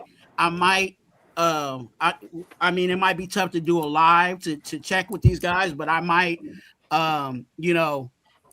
message these guys before the season starts and just check with them like, hey, Afakasi, you said 9. Are you still feeling 9 going into the season? And then I'll mark down, where they feel where they're at. And then we can talk about it as we'll all be connected some way throughout the season. So we could definitely have that as a discussion. Now, for the sake of win totals, Afakasi, are you ready for the numbers? Yeah, I got it. Okay. 5 for me. Nate says 6. Gravy says 6. Black says 11. Jeff says 4. Pulling that average down. Pizzle, me and Jeff are gonna bring that total down. Pizzle says 10. And Afakasi, you're 9. Which ones we take back? Which one would I take back? I thought you said Avocado number first. I thought you said his first. No, that 5 was mine. So 7 wins is the average. About so and that's where I'm at. I think we're gonna win 7 to 8 games. That's where I think think 8. I'm with you there, Black. I think a 2-game swing around that region, like between 7 to 9 wins. I think that's a reasonable accomplishment that I see that is feasible for us. I don't see why we shouldn't be able to achieve that if we've made the right moves and things are trending in the right direction. 6 for sure. Yeah, but and I'll again, stick with my 4. It all banks on us taking care of the games that we're supposed to win, and being very competitive in the games that we're not technically supposed to be winning. But yeah, that's I looking at what, and me and Nate were talking about this, before the show started. We were talking about what our win totals were last year versus where they are now, and I think me and him kind of took a good dip. I think we were close to 10 and 11, 10 or 11 last year, and me and him are at 5 and 6. See, that's why I don't like doing these kind of shows. Like I've seen these shows for the last 4 years, and every time I watch, it's the majority of the people on the panel say we're coming up with 11 wins, 12 wins, 13 wins, and I mean, I'm hopeful and I'm confident in this coaching regime and that, but I don't even see that with this year. That's why I don't see these like seasons where it's like, where are you getting these figures from? Where are we getting these 12 wins, 13 wins from? That's why you can't pick with your heart, bro. That's why I try not to. That's why I try not to. I played one card and that's it. I think of it 8-6. I truly think of it 8-6 wins, 6, 7. It's a failed season. Failed again. Not going through that. You go from 3 wins to 7 wins. It's a failed season. If it's not 6, it's failed. Failed. I think 7 wins is reasonable for us to achieve. 7 is reasonable, and I believe like that's the bare minimum pass mark, being that like at least with 7 wins, I think that might be enough to show that we're trending in the right direction and we will get to where we want to be in time. Because I don't believe we're going to be there yet. It's fool's gold to believe that we're going to be all this and all that straight from the jump. Even if you're as confident as what I am with what they've done so far, you know what I'm saying? But get us to 7 wins, I will take that and keep the ball rolling in the right direction, right? Yeah, absolutely. Afakazi, I'm sorry, Twuan. Afakazi, I asked everybody this question: Is Mendoza starting all 18 of these games from the get, or is he blending in week 13 or whatever it is? Get him, AR. Get him. We babysitting this guy all the way to week 13 after the bye. Get him, AR. Get him, AR. Best case scenario, and this might surprise you. Best case scenario, we brought in Kirk Cousins, right? And if he's starting and we're winning, why if it ain't broke, why change it? I'm not going to be complaining. If he's not successful, then of course he's Mendoza's going to be in there. I believe that's part of their plan. Is the plan is the best case scenario. We've got our young guy in the door to let him sit as much as we can, and if he's sitting, that means we're winning, right? So if we're not winning, then throw him in there. Even if he does outplay Kirk Cousins in preseason, like as much as I'm confident in Mendoza and I want him to start, I still, I guess my gut tells me the right move would be for Cousins to start, and if we're winning, if it ain't broke, why change it, right? Yeah, and for me, I felt like that week 13 was a good mark, right? You pretty much know by week 13 if you're, somewhat in the neighborhood of cracking the playoffs or not cracking the playoffs, and if whether you think that we're if we get to week 13 and the numbers are not making it to where we look like we're going to be in the playoffs, then we're in evaluation mode, right? Yeah, you can go ahead and make that. You can go ahead and make that transfer if you're feeling comfortable with our O-line play, because again, that's the other factor is it's the Mendoza growth, and him getting what he needs to get at a quarterback, but we also need to make sure that he's protected, even when he's out there. So that's kind of where I was looking at, maybe possibly changing, barring an injury. Because I love the week. Go ahead, AR. Sorry, just real quickly, Gray, because a lot of what I hear from a lot of people who are against the pick with Mendoza are saying it's because we're not ready. Okay, well then, wouldn't that be the ideal scenario if we're not ready, if we're winning, that gives him more time to be ready. Yeah. Us more time to get our team where we need it to be so we can have him more successful in the long run, right? So that would be the ideal scenario. Correct? Am I wrong in that? Well, I mean, we go to week 13, right? And this is where I'm getting sensing from you guys is that's the prime time to start putting Mendoza in. He gets this shit. What if we're 2-10, bro? Come on, man. Obviously, Kirk Cousins ain't get. We're 2-10. If we're 2-10, then we're in evaluation mode, right? Then we're going to be chucking in the young kids in there. Bringing O'Connell, bringing the AOC. We're evaluating our number one overall pick at week 13 to see if he's ready to play, and we're 2-10. No. God, that means Cousins ain't doing it. That's not what's happening. That's not what it is. And then that's not what I'm saying either, Gravy. And if we're 2 and something, of course. That's what. If we got two. We're way under. We're 5 games out. We're 1-5. Obviously, Kirk Cousins ain't cutting it. Yeah, that's a no-brainer. That's a no-brainer. But we're talking about 1-3. 1-3. When you start saying, aren't you guys tired of this shit? No, man. Come on, we're 1-3, and Kirk Cousins ain't doing nothing. And we're just gonna say, Kirk Cousins is playing all right. We have a number 1 overall pick sitting there. What benefit? What more? Like Raider fans say, well, what is there more to lose? We start saying that week 6, play the guys. What do we have to lose? We say that with offensive linemen and running backs. So why not play the guy already? No, matter of stop fact, listening to the the guy. fans, man. Well, that's not what I'm saying. Listening to the fans. That's me. That's me, Black, and I know football. That doesn't happen. I know football We're not going to be too, the man. only team that's the number 1 overall pick. You're talking. That's their value to me. I'm not talking about 2-10. Anybody would have we're valuing picks, and we wait till week 13 to start our number 1 overall pick. It's not. Nobody's saying that. You're saying that, but all I'm saying is this: if he's 2 and whatever, of course that doesn't. I mean, that's a no-brainer.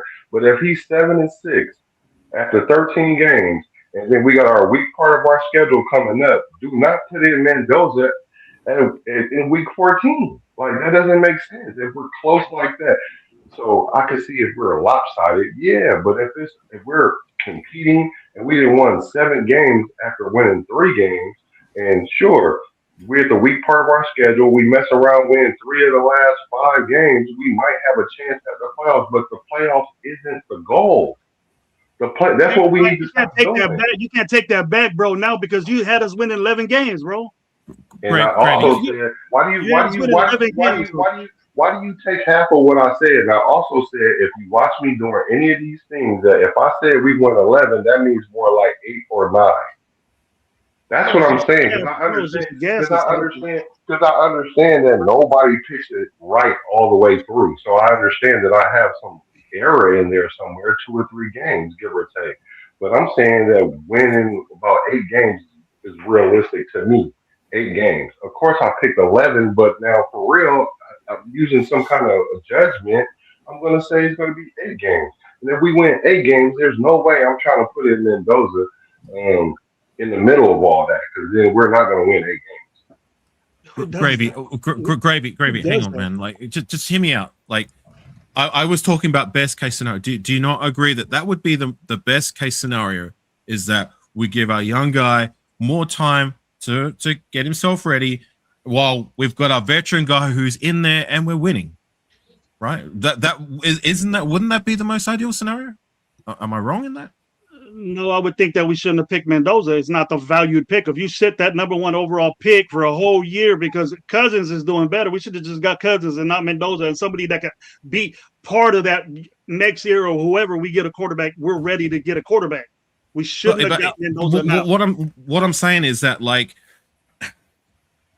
wouldn't the most ideal scenario would be that, yes, like he I'm not saying he doesn't have the talent to start, but for a young guy to come in well prepared while we're still a winning organization, wouldn't that be the most ideal scenario for any young quarterback? I mean, most young quarterback, if we're picking number 1, or if they're picking number 1, not just us, we're picking number 1 for a reason, right? Because we suck.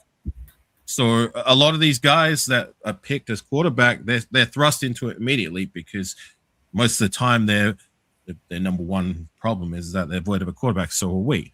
So I'm just saying, best case scenario. Do you not see that, Gravy, as the ideal scenario for a young guy to sit and take over the reins of a winning organization? Right? No, bro. I think you're the number one overall pick as a quarterback. You should start. Where we think it's good that then he wasn't ready to play. He's not. Then you can't say he's pro ready. He's ready. Turnkey, get in there and do it. I'm not saying he's not. He might still be. He wasn't. That was a bad pick, Black. It was a bad pick. We're not for pro Tennessee. ready. That was a bad pick for them to pick Cam Ward. He was a bad pick for Tennessee.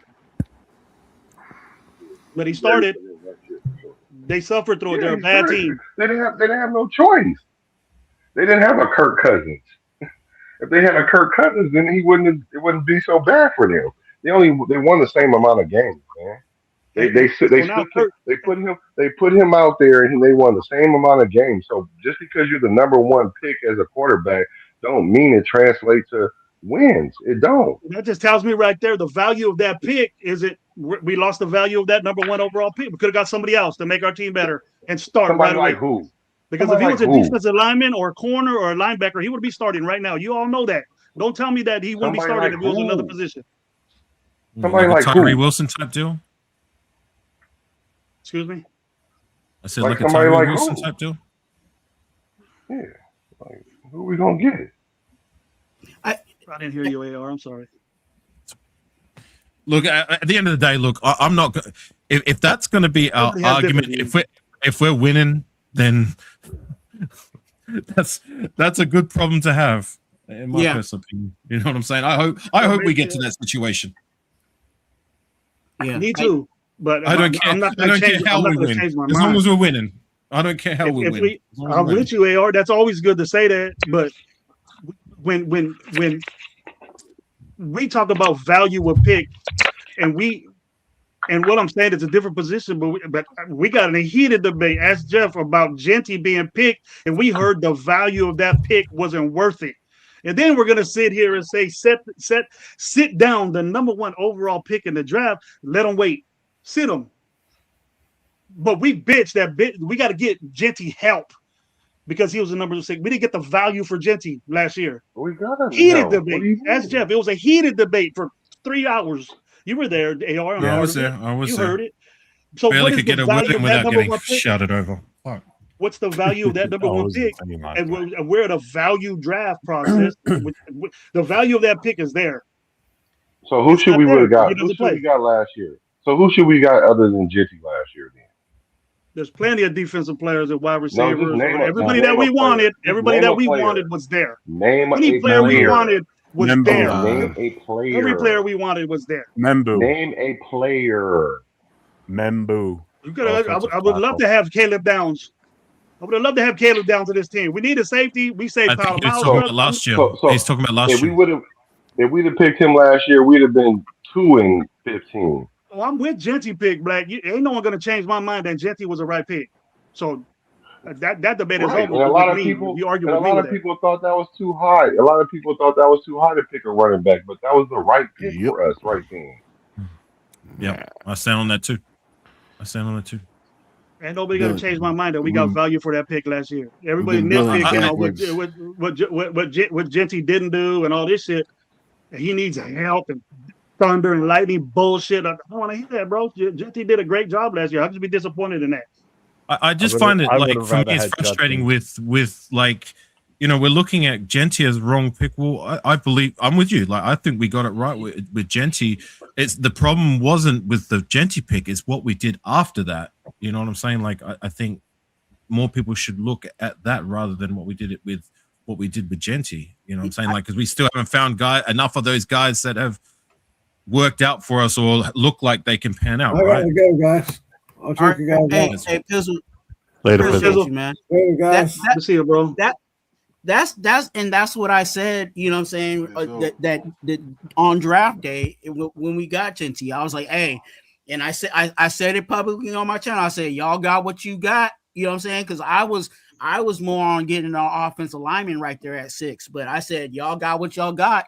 You guys better make sure we, you know, do what we need to do to make sure that pick is good for us. And obviously it didn't happen. That O-line was not the business for a lot of people don't want to hear that. A lot of people don't want to hear that, Twan. Well, Majority of people player, that are on shows that know football don't agree with that. So drafting an old lineman right there would not have helped our team right there. I'm sorry, Yes, because of our O line. Because our O line was already garbage because of the coaching and the play calling, and we wouldn't have had ahead this year already because we would have got we the guy wouldn't have had last no running, and we wouldn't have had no running back at all. We'd have had Zamir White for real. Yeah, No, right. No, right. No, because we still would have had a shot at Judkins, Trevion Henderson, Monongai, Scatabo. We could have taken any one of those guys later on, taken offensive lineman at number 6, and we still would have been fine. Do you think any of them running backs got hurt? All those running backs got hurt. And they not better than Genty, and Genty did way more with less than any of them dudes. Damn right. Way to go, Black. Way to go. Mm-hmm.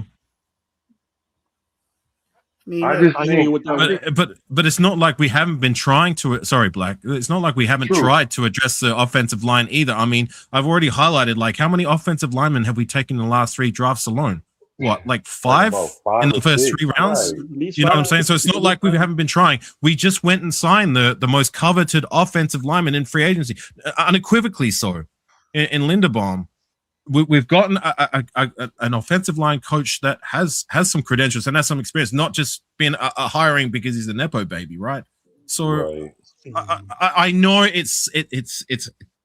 we came off a season where we were literally the worst offensive line in the season, but I truly believe this is something else that I'm confident in. I might fall flat on my face, but I'm just going to say it anyway. I believe with the right coaching, these young guys we have in the door, they can and should be better to the point where we should be competent enough to make a difference. And our running back, and that would make so much difference with our running back room. And Genty should be able to live up to that, first round selection. Like I hear the criticism that he should be producing this, that.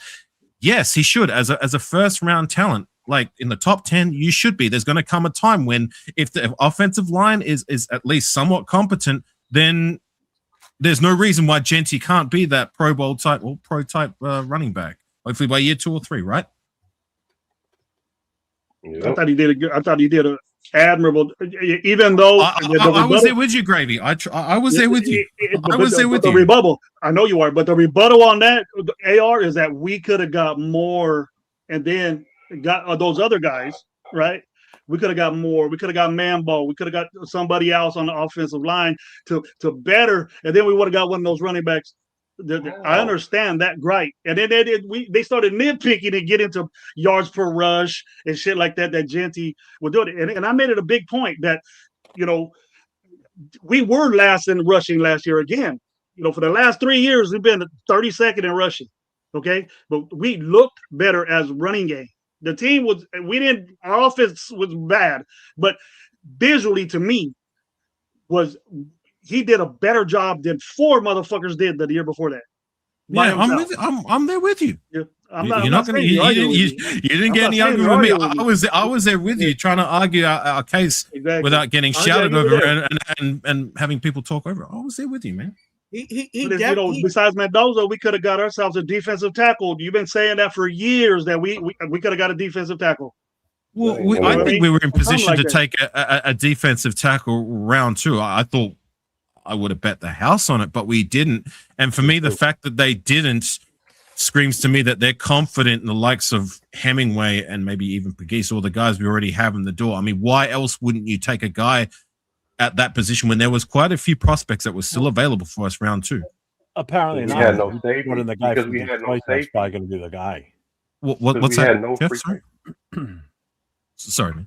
What did you say, Jeff? I said, plus we just brought in a guy from Detroit that they think is going to be the guy that's going to be the D. Benito guy. Yeah. Big boy. I don't care who it is, but it's just that's the only logical reason. Like there was prospects there right for the taking, but they didn't. We didn't address that until round 7 with a flyer, Cleveland or whatever his name is. You know what I'm saying? So I don't know. Like I hope one of those 2 guys who we drafted last year lives up to that promise. Or it's another case of how many times do I say it? How many times we swing a defensive tackle in the draft and we can't even find a guy who's even a rotational guy at best. I'm done with it. That's because we're picking them in the 7th round, bro. We're picking them in 6th, 7th round. That's why. Or UDFA. Well, not necessarily. PJ Hall, G.R. Ward, Eddie Vander Dozen. These are guys we picked in the 2nd, 3rd round. Byron Young, the guy who didn't even make it past a preseason. Exactly. I'm giving you these freaking names. Like, it's just it's ridiculous. But we'll see. Man, we need a. Byron Young was the wrong one. We needed a safety. We need a safety that needs to start now. Quarterback instead of. Yeah, we could have got a D tackle, but we're only going to play that a third, 30% of the time. We need a safety. We need a free safety that could start. So that means you don't go get a starting free safety in the 4th round. You don't go pick them up in the 5th round, maybe the 3rd. But we went and picked the 2nd round one because we went and got the best player for what we needed. We didn't need a box safety. We needed a free safety. And so that's why we had to go and get Stooks instead of a D tackle, because the need was more for the safety. It wasn't necessary. And we got D tackles that we can try to play. And if they don't pan out next year, I bet you we will get a D tackle in the early rounds, just like wide receiver. We couldn't address everybody. I'm not against the move of what we did and the vision of taking all these defensive backs. Like I'm hoping we hit on at least 2 of these guys. You know what I'm saying? All I'm saying is that like I thought they would have taken defensive tackle, and the reason that they didn't and went that route, which I'm not against the pick of Stooks, is that they believe in they still want to give a chance to the guys, and it's not just defensive tackle; it's a wide receiver too. Like I'm there with you guys. Like wide receiver, I'm not sold on any of these guys being any more than a. God, we're even hoping Trey Tucker's a competent number 2. You know what I'm saying? Like I'm not confident until hopefully 1 or 2 of these cats prove me otherwise. But the fact that they didn't address that until round 6, again, it shows to me like that they're confident that hopefully one of these guys, Besh and Thornton, takes that next step. I hope it's both of those guys, because we really need it, right?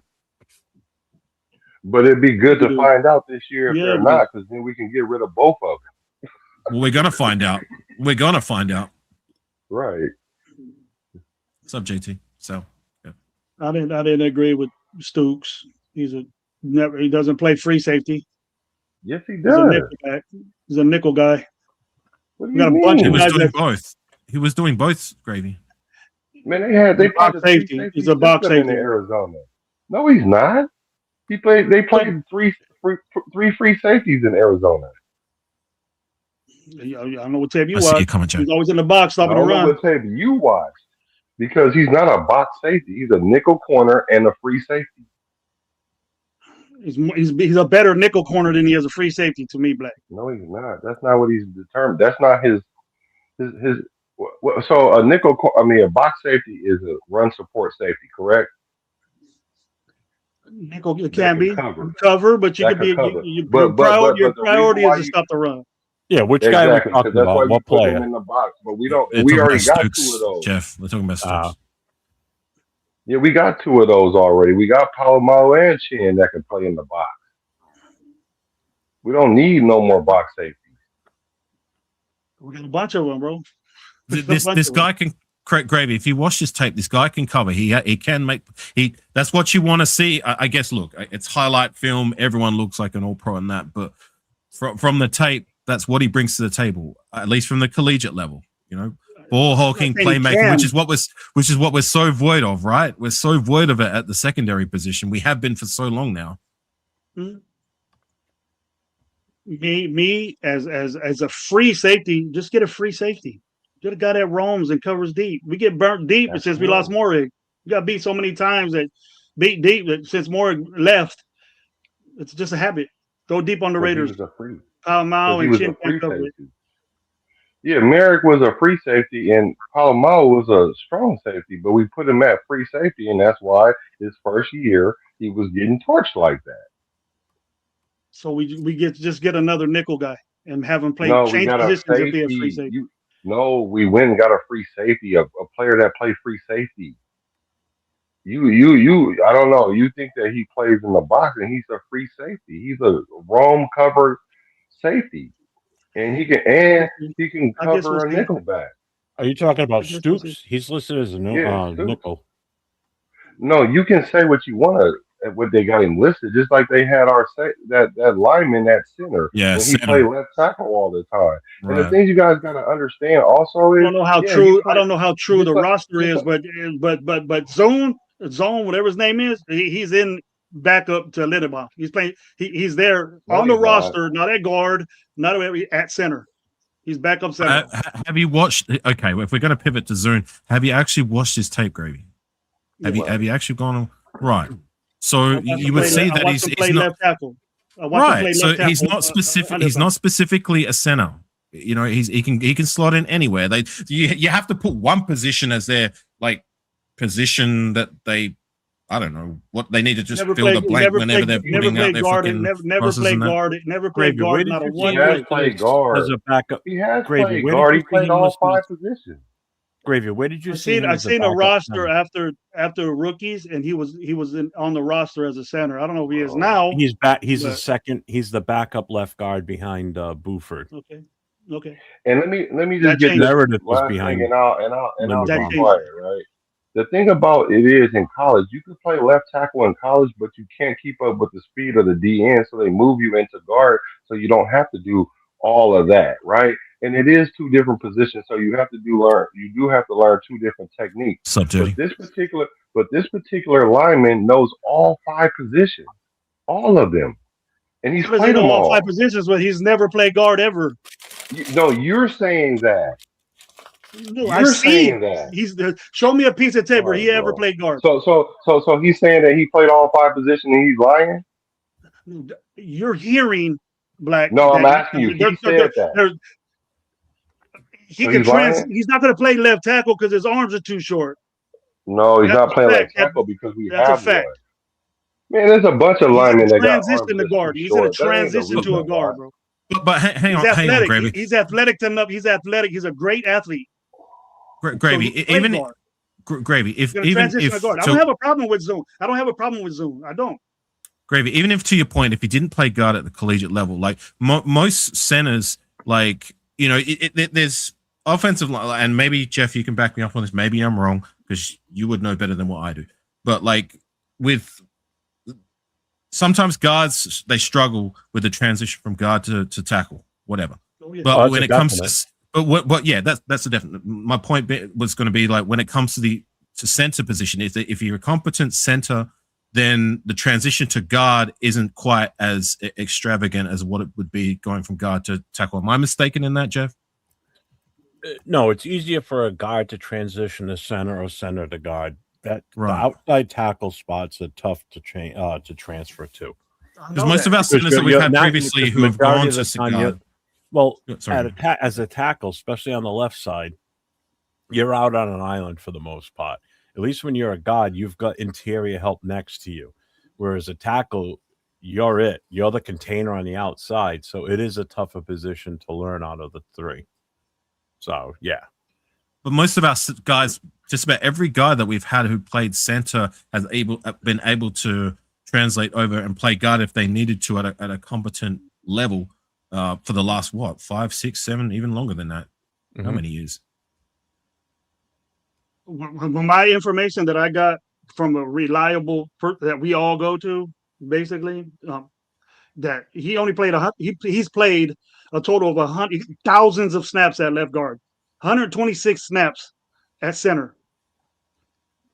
Now, is that you mean left tackle? Decorated that good of a center? He played. The center got hurt and he played. And then average, we looked at it yesterday. Average reps in an offensive game is probably 55 plays. So really, two and a half games he's played center his whole he won awards at center, so you can't play 2 games and win awards. The thing is, he won an award at left tackle, bro. He won an award. He's a left tackle. He had thousands of reps at left tackle. So what I'm telling you is this: he's played 1,000 reps at left tackle. Thousands. You got thousands of reps. And a couple hundred at center. He played center out of necessity, but also when they needed him to play Alabama, he played left tackle. Yeah. You want to know why? He's a left tackle. No, but at that time he was playing center. At that time, they moved him from center to left tackle for that game.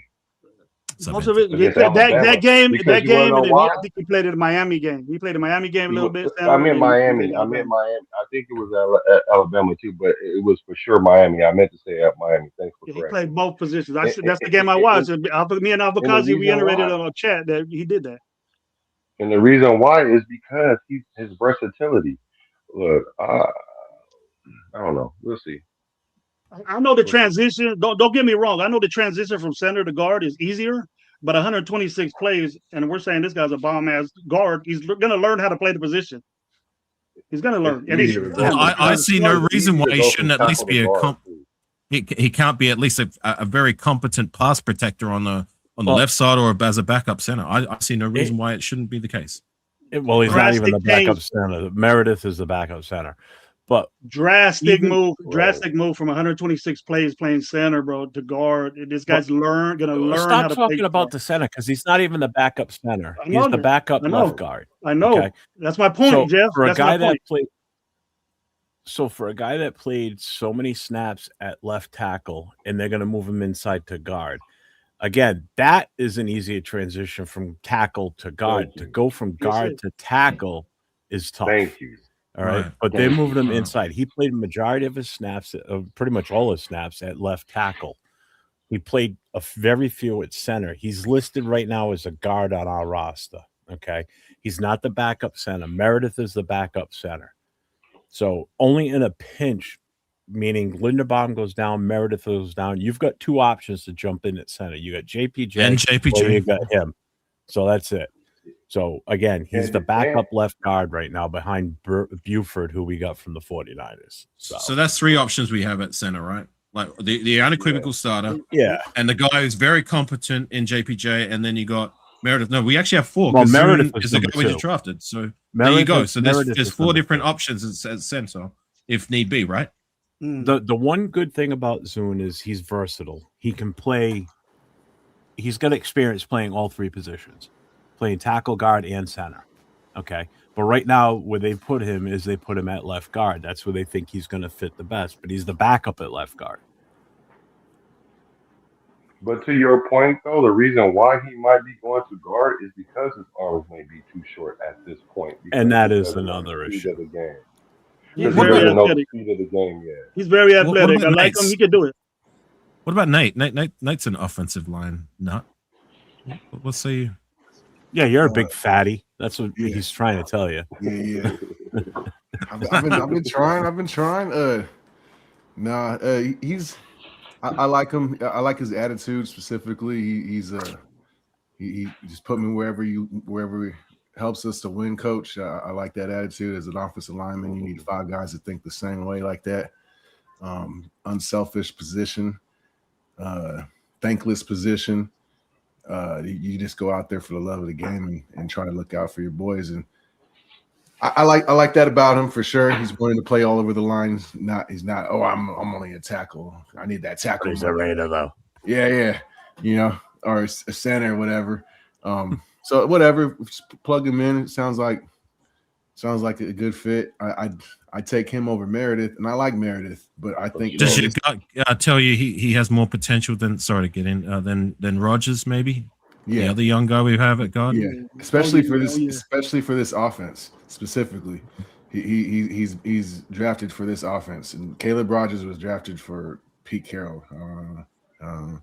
So that's the advantage he's going to have over some of the people that are already here.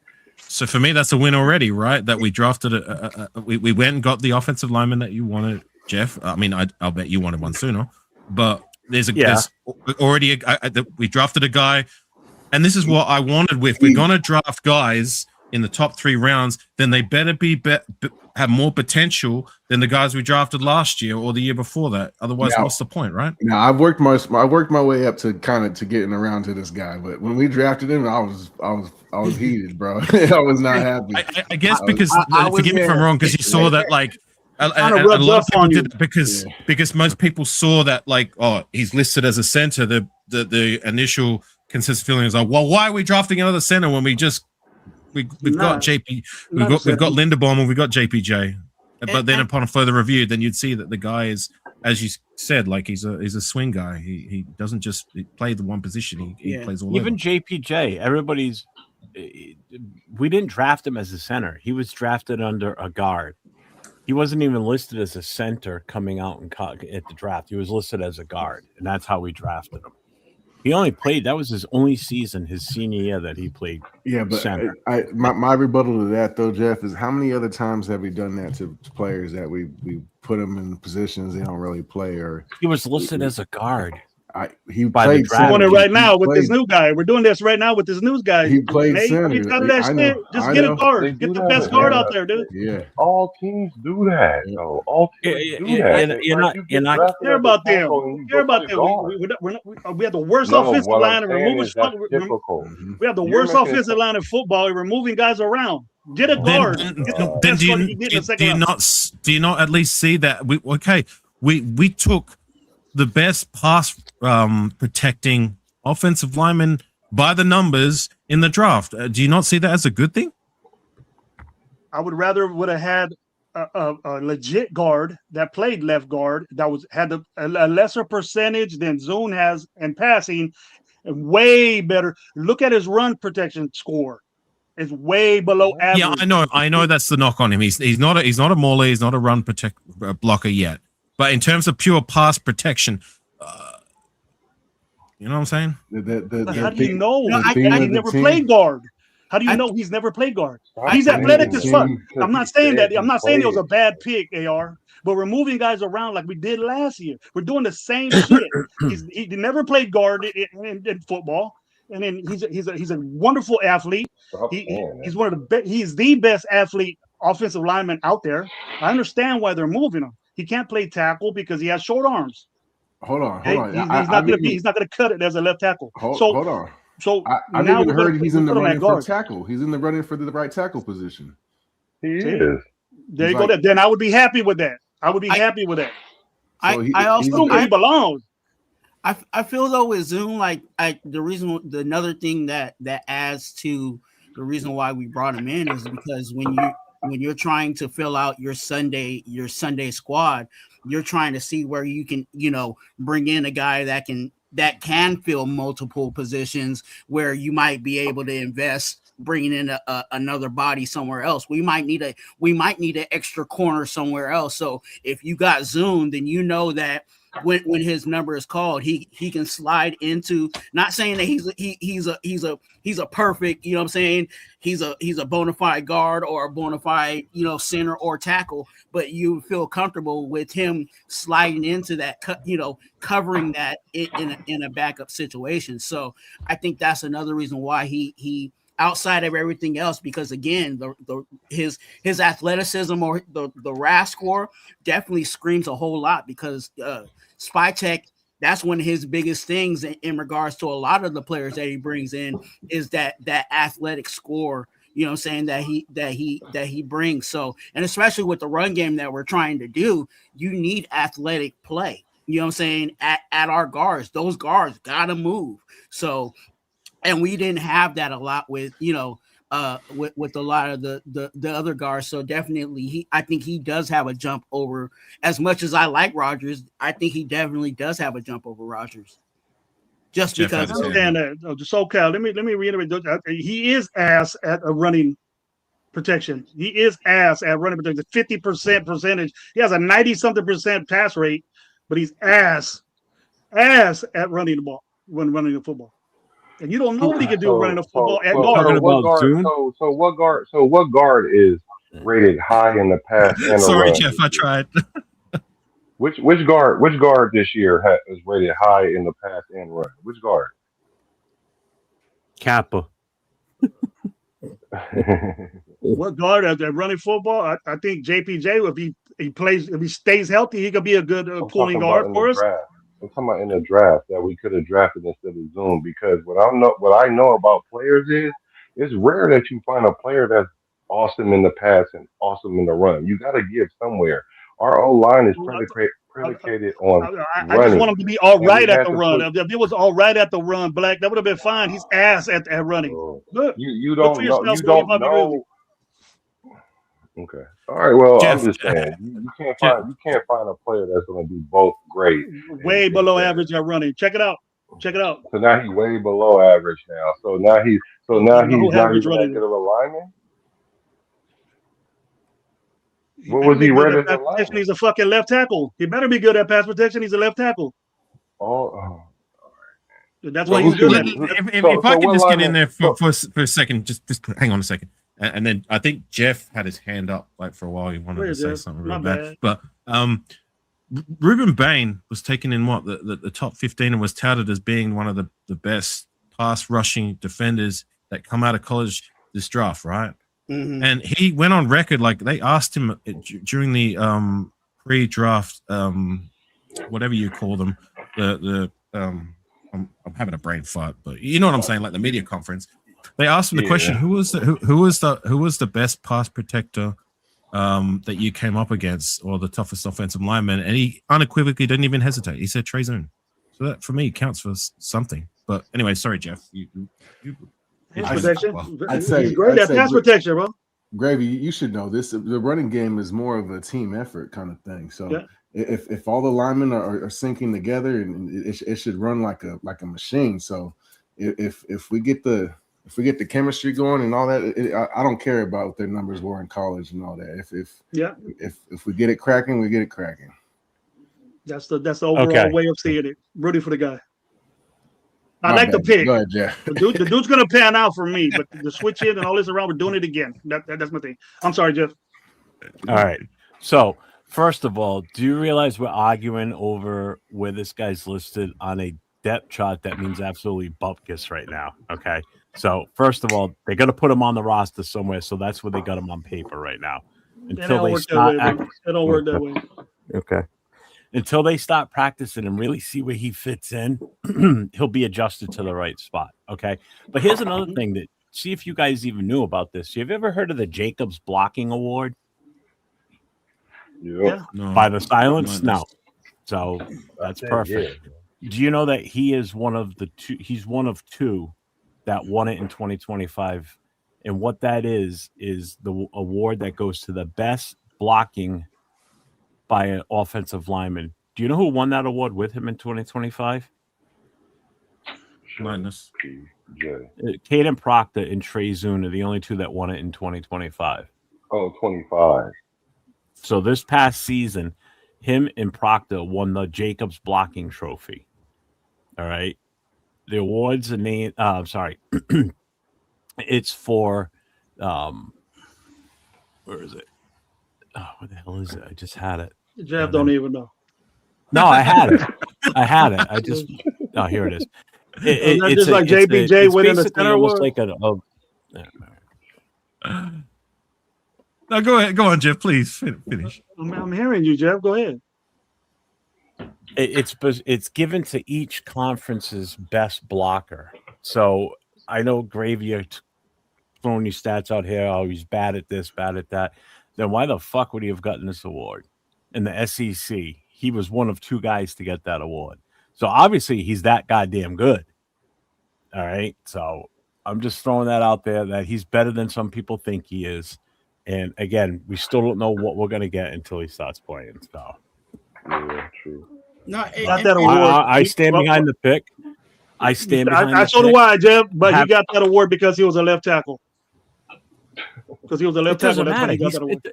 I don't care if he was the water boy. They still awarded him the award. He won it Come on, because bro. of his Come on, ability bro. to block. You can't say that, Jeff. You can't say that. Oh, you're a water boy. Come on, bro. It doesn't Can't say matter. that. He won the award because of what he did blocking during the season. That's it. Plain and simple. Left tackle. And would you At left tackle. So would you rather have a guy that's versatile and can play multiple spots in that front line, or just one spot and one spot only? When has he played guard? When has he played guard, Jeff? I didn't say that. I just asked a simple question. He's a left tackle. Why are we? Okay, why he's are a we left doing this? tackle, but again, the transformation, moving a guy from left tackle to guard is an easy move. Again, that happens all the time. Yeah, to go from And guard to that's it. tackle takes some time to learn, because there's a whole different set of footwork to go with playing left tackle versus guard. So if you go from guard to tackle, that's a tough position to switch to. Just ask Alex Leatherwood. No, but for real though, a lot of players that's good or decent at left tackle in college cannot translate in the NFL because of the speed, so they end up playing guard. It happens all the time. Yeah. Even if they never play guard. Your boy Jeff is another example of that Gallery. Remember Robert Gallery? Yeah, terrible at tackle, but he was actually somewhat competent at guard, right? He revived his career at guard. Not for a long time, but at least he was better at it. Mr. Right. That fucking guy. Worst jersey I ever bought. Gravy, are you? I think your mic is messing up. Yeah, Mike's all fucked, dude. I'm gonna get some food. I'm starving. I haven't eaten. Yeah. I appreciate you, Alpha-Kasi. Thanks for having me, Antoine. You already know my rule, man. You already know. What's your rule? Won't you pull up tomorrow? You always good in my book. You always welcome over here, man. I appreciate it, man. Sorry, Black. What did you say? What's my man's name? What's my man's name? Me?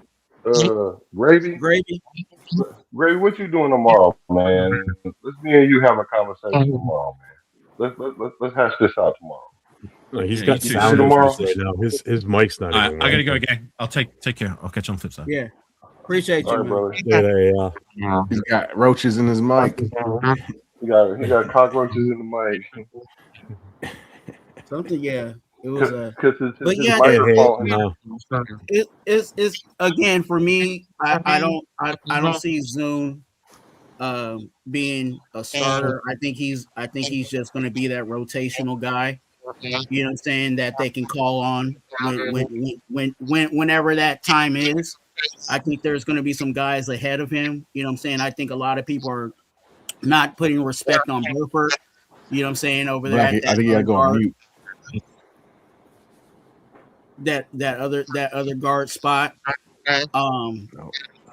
So yeah, we'll see how it pans out. Preseason has not, you know what I'm saying, has not shown his head, and we don't know really how this roster is going to shake. But I think he's definitely game day wise, he's probably going to be dressed because he does. He helps us kind of shortcut some things to maybe open up a position for another room. You know what I'm saying, on game day. You're right. He's not going to start. No, you're right. He's not going to start. But what's going to happen is the first person act up is going to be the first on the person practice squad either. Right. He definitely ain't going to be on the practice squad. He's going to be the first person. No. He's going to be that sixth lineman that come popping up. He's going to play before Burford or well, let me not say before, because they might put the guy there with the most experience there to start. But what I am saying is by the end of the season, he will be the primary. If he ain't starting by the end of the year, he's that next player that's coming up, and he will be starting next year, or at least fighting for a starting position next year. And I think that's more we could say than a lot of these linemen that we got. Grant, and I'm expecting him to do big things this year. What was the other guy we was just talking about that looked like he's about to be the odd man out? Who was it? JPJ. Yeah, Caleb Rogers. Yeah, no, he good. But Caleb Rogers might be the odd man out now. No. I think if anybody's going to be odd man out, it's not going to be Caleb Rogers. I think he. Yo. Yeah, you sound better now. Yo, you guys hear me? Sorry about that. Yeah. Will Putnam could be on his way out. He could be a victim of. He could be a casualty on this roster. Dalton Wagner just keeps hanging around. He's never going to be a regular starter. Dalton Wagner. He's too slow. Yeah. I think Will Putnam definitely, because we pretty much got a whole bunch of centers. Like what else Will Putnam, you know what I'm saying, brings to the table. So he's definitely on might be on his way out, definitely. And then Wagner, to me, like everybody, I know a whole bunch of people that love Wagner. I'm like, dude, like how many years is he going to be, you know what I'm saying, sticking around and not, work his way up? You know what I'm saying? Like how many years has he been on this roster and he's still 3 years on the practice squad? He got here. Yeah, he got here in April of 2023. And if you have anybody that's worth the fucking the weight of salt is on your practice squad, then they usually get picked up by other teams. Yeah, that's why you're not going to see Zungo on the practice squad, because somebody will grab him, and he'll probably walk in somewhere as a starter on a different team right away. For I guarantee it. For sure. He's good. I actually like that pick. That's one of my favorites in this draft. Yeah, Frank that's, you want to answer that, Jeff? How many linemen? Because I was going to answer it, but you've been on the linemen. How many linemen do you think they'll usually what? carry? So there's 5 starters. Usually at least one backup for each position and like one flex type guy. So you're talking what? I've seen, and probably more like around 8 to 9. I think would be about that number. I'm trying to think of what it was during the season last year. I've seen roster wise they've carried actually 10 of them, but then game day they usually break that down to about like. Well, and that's just it. They'll have like maybe 7 at the most on the active game day roster. The others will go on the practice squad. So like right now, I mean, your starters are going to probably be, as of right now, Glaze, JPJ, Linderbaum, Buford, and Miller. You're going to have backups. You'll have Meredith for sure because he's your backup to Linderbaum. Caleb Rogers, Trey Zune, and maybe Charles Grant will be the others. I don't know. Everybody else will be in the. I don't know if Buffett makes the team. They got. What is that? Who is it right now? What is that guy, Nate? What is up with this Buford guy? I don't know nothing about this dude. From the Niners, he's trash, bro. He misses a lot of blocks.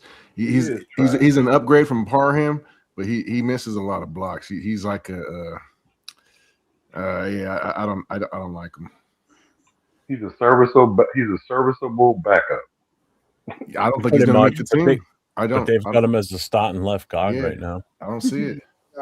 Zone's in. Put Zone in. I'll take that. Cheers. He's the veteran. You know, take back what I said. I take back what I said. He's starting now, left guard. Fuck it. He's a veteran at guard that knows the system. So he was picked up by San Francisco, Buford, in 2022. He spent 2025 on the IR. Then we took him as a unrestricted free agent in March of this year. Why the Niners didn't?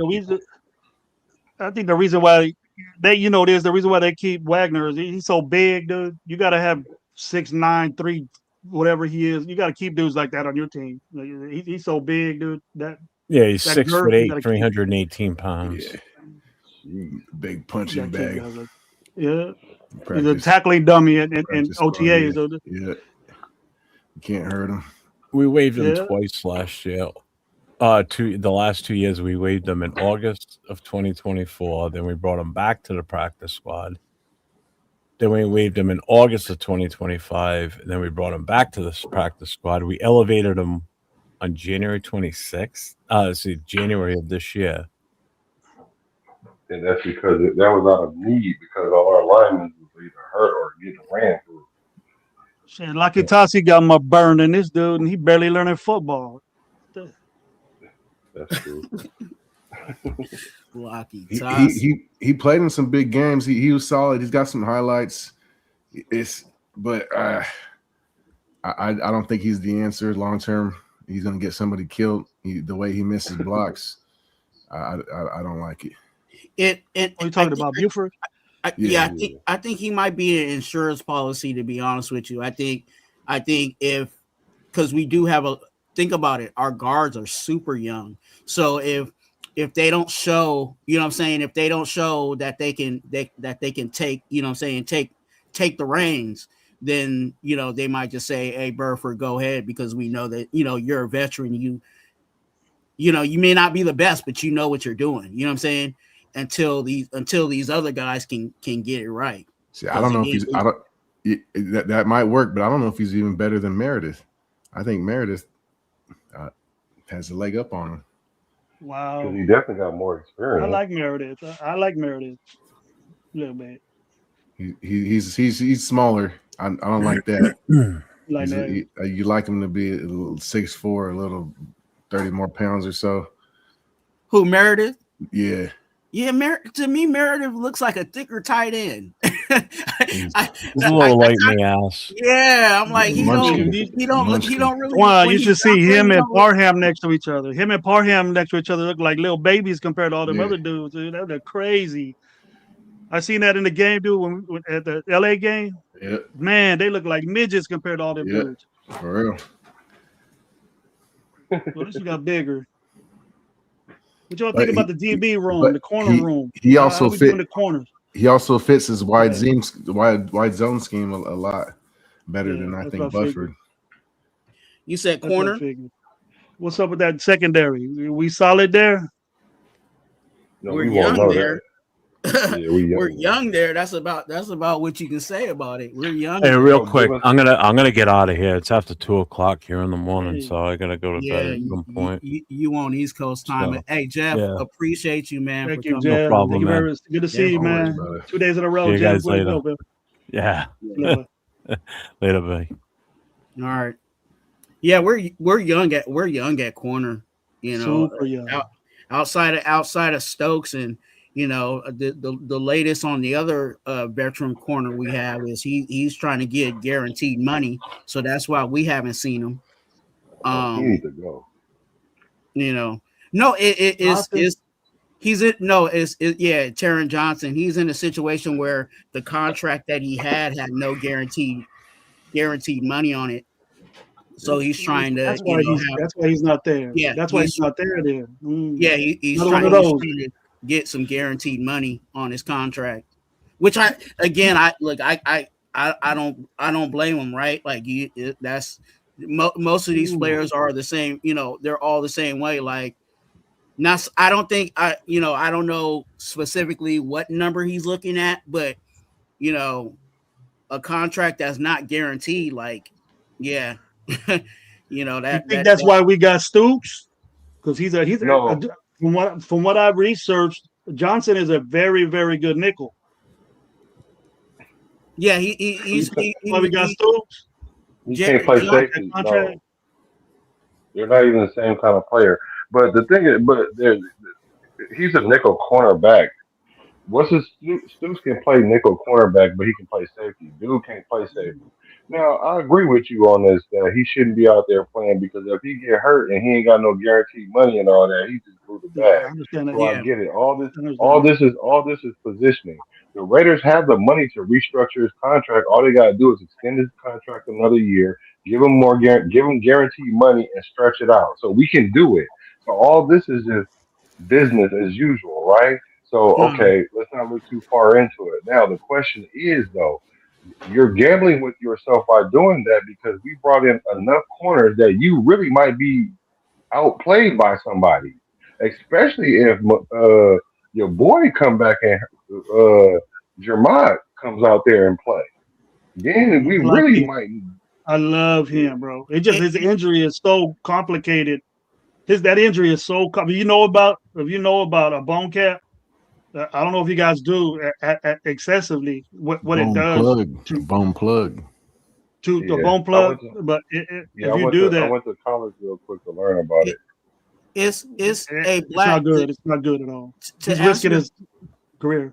Oh, sorry. To answer your question, Black, I think it's in the language of the contract, right? You can guarantee that money, but then you could say, hey, if you make the roster, you know what I'm saying? Like after camp, if you make the roster, then your money's gonna be guaranteed. So they could play it that way. It's not necessarily like we guarantee him that money, and then all of a sudden he gets beat out by, you know, all the young corners that we got in there. So that it's in the language of the contract. Spycheck, all he has to do is language it as if he's a day one, you know, if he's day one start, you know, week one starter or week one player, then his money will be guaranteed. Yeah, but all that got to be sorted out before camp. You're tripping because he's not there voluntary. We're tripping because he's not there on voluntary shit. He doesn't need to be there. He's a veteran. He don't need to be there. He does need to be there. If he has a contract, he would be there.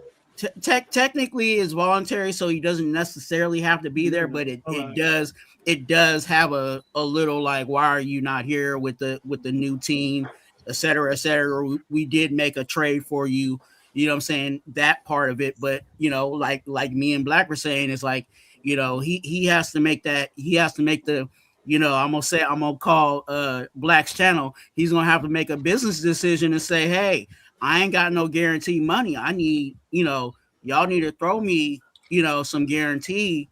Cash rules everything around me. Cream, get the money. Dollar. He ain't gonna show up unless he gets paid. He ain't gonna be there unless he gets paid. Because he could easily, tweak something in camp, and that's, hey, sorry, bye. You know what I'm saying? So he has to make that decision for himself, and after that, like, because I was trying to figure out why we haven't seen any pictures of him, or why haven't we heard any press conferences from him, because he got traded, so he's almost like a free agent, coming in. So I'm like, why haven't the Raiders talk to him? And we found out that it was because he doesn't have guaranteed money. So can OTA start tomorrow? Yeah, he don't have to be there for that either. But what's going to happen is any day is OTAs, isn't it? He don't have to come to that though. But the thing is, he's going to have to make up his mind before camp starts, because the Raiders ain't going to give him no money before camp. I don't think so, because they got the leverage. Oh yeah. So he gonna either have to not show up to camp, and then what it is, or he gonna have to show up and then do like your boy, that wide receiver we had last year, Jacoby. Yeah. So what did we give up for him? We traded for him, right? What did we give up for him? I think like a late round draft pick. 6. Yeah, it was a late round. I think it was like either a 6 or a 7 like a round pick. JP, what's up, JP? I don't have it on top of my head. We about to get up out of here, because I soon. You dip, I dip, we dip. I ordered some DoorDash, and it you can't smell it in the Ahern, but it's smelling very lovely. Calling my name. You asked me a question what I'm doing tomorrow. Did you ask me that? I'm getting I'm any day I'm getting a grandbaby, so it's up to that. It's up to him when you want to. But just you look for me on IG, man, and then just send me a link, bro. I'll be on it. Any of you want to talk about? But What's your IG, bro? Gravy Top Chef Oils. Oh, okay. Yeah, it might sound like I like to argue, because I do, Gravy but Top it's Chef Oils. nothing personal. Yeah. Hey, shout out to Lakers in 5. You know what I'm saying? If you are a Laker fan, definitely you want to be a part of that channel. Definitely. Appreciate you, man. He always comes in showing love. But yeah, hey, you guys, what anything, in regards to the record prediction, and then we'll just go around let your last words on the record prediction, and then you can share whatever you want to promote, you know what I'm saying, at this time. Nate, I'll let you go first, since you were definitely the first one in. You know what I'm saying? So I'll let you go first, man. Hey, thank you for having me, Twuan. Good to see you, Gravy, my dog. Black, good to see you still kicking it, bro. We were worried about you. You disappeared a couple of days. But all right, we good. Everybody else who was here. No, you know, man, I got a liver transplant. That's what I was gone for a long time. I got my transplant from my liver. Yeah, I was gonna say, bro, your skin looks good. You fucking. Yeah. That's what happens, bro. That's what happens. The most gangster thing I ever did in my life was get sober. Yeah, there you go. You know what I'm saying? Damn, I would have hated to see you drunk. Damn. Changed my life, bro. Very blessed. Me and Twuan, we communicate in that aspect and that topic. Much love, much blessing to you, Twuan, that you get your thing, bro. I know you want to talk about it, but I was blessed with it, and I'm living my good life now, taking advantage of the blessing I got from a gentleman.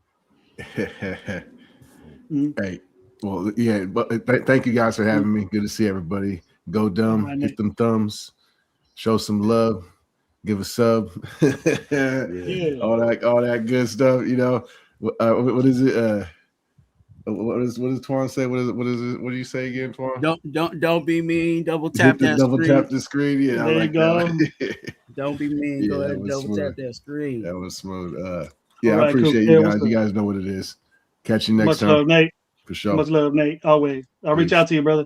Yep. Hey, Black. What you got, brother, man? Well, we had a variety of records, and we average out to about 7, which is pretty. I think it's pretty realistic. I think idealistically for this team.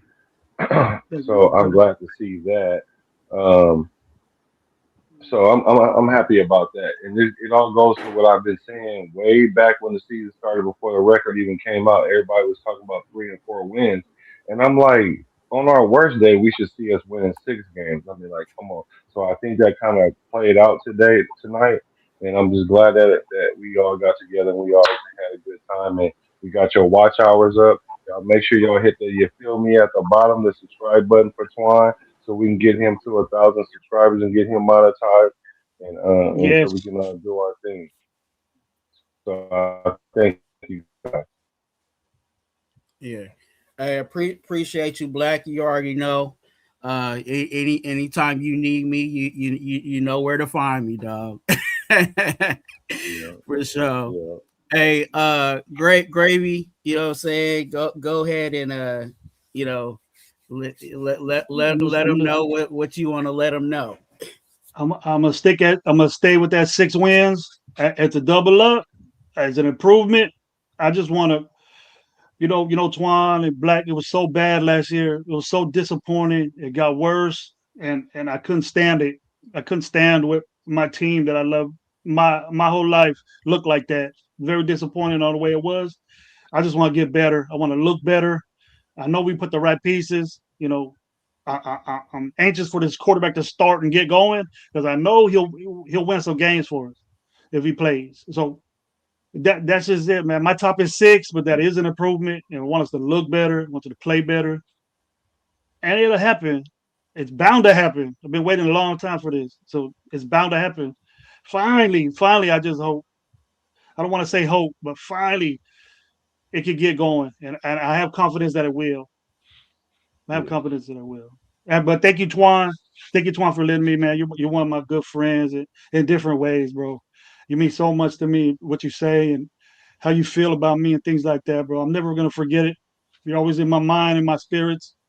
And I'm glad I reached out to you to get on this situation, because I always think about you, man. And I send blessings your way all the time. And Black, nice to meet you, bro. Get at me anytime you want to talk ball, bro. We'll do it. I'll look for you. And let you know what my math is, and I'll send it to you. Okay, for sure. Yeah. For me, I said 5 wins.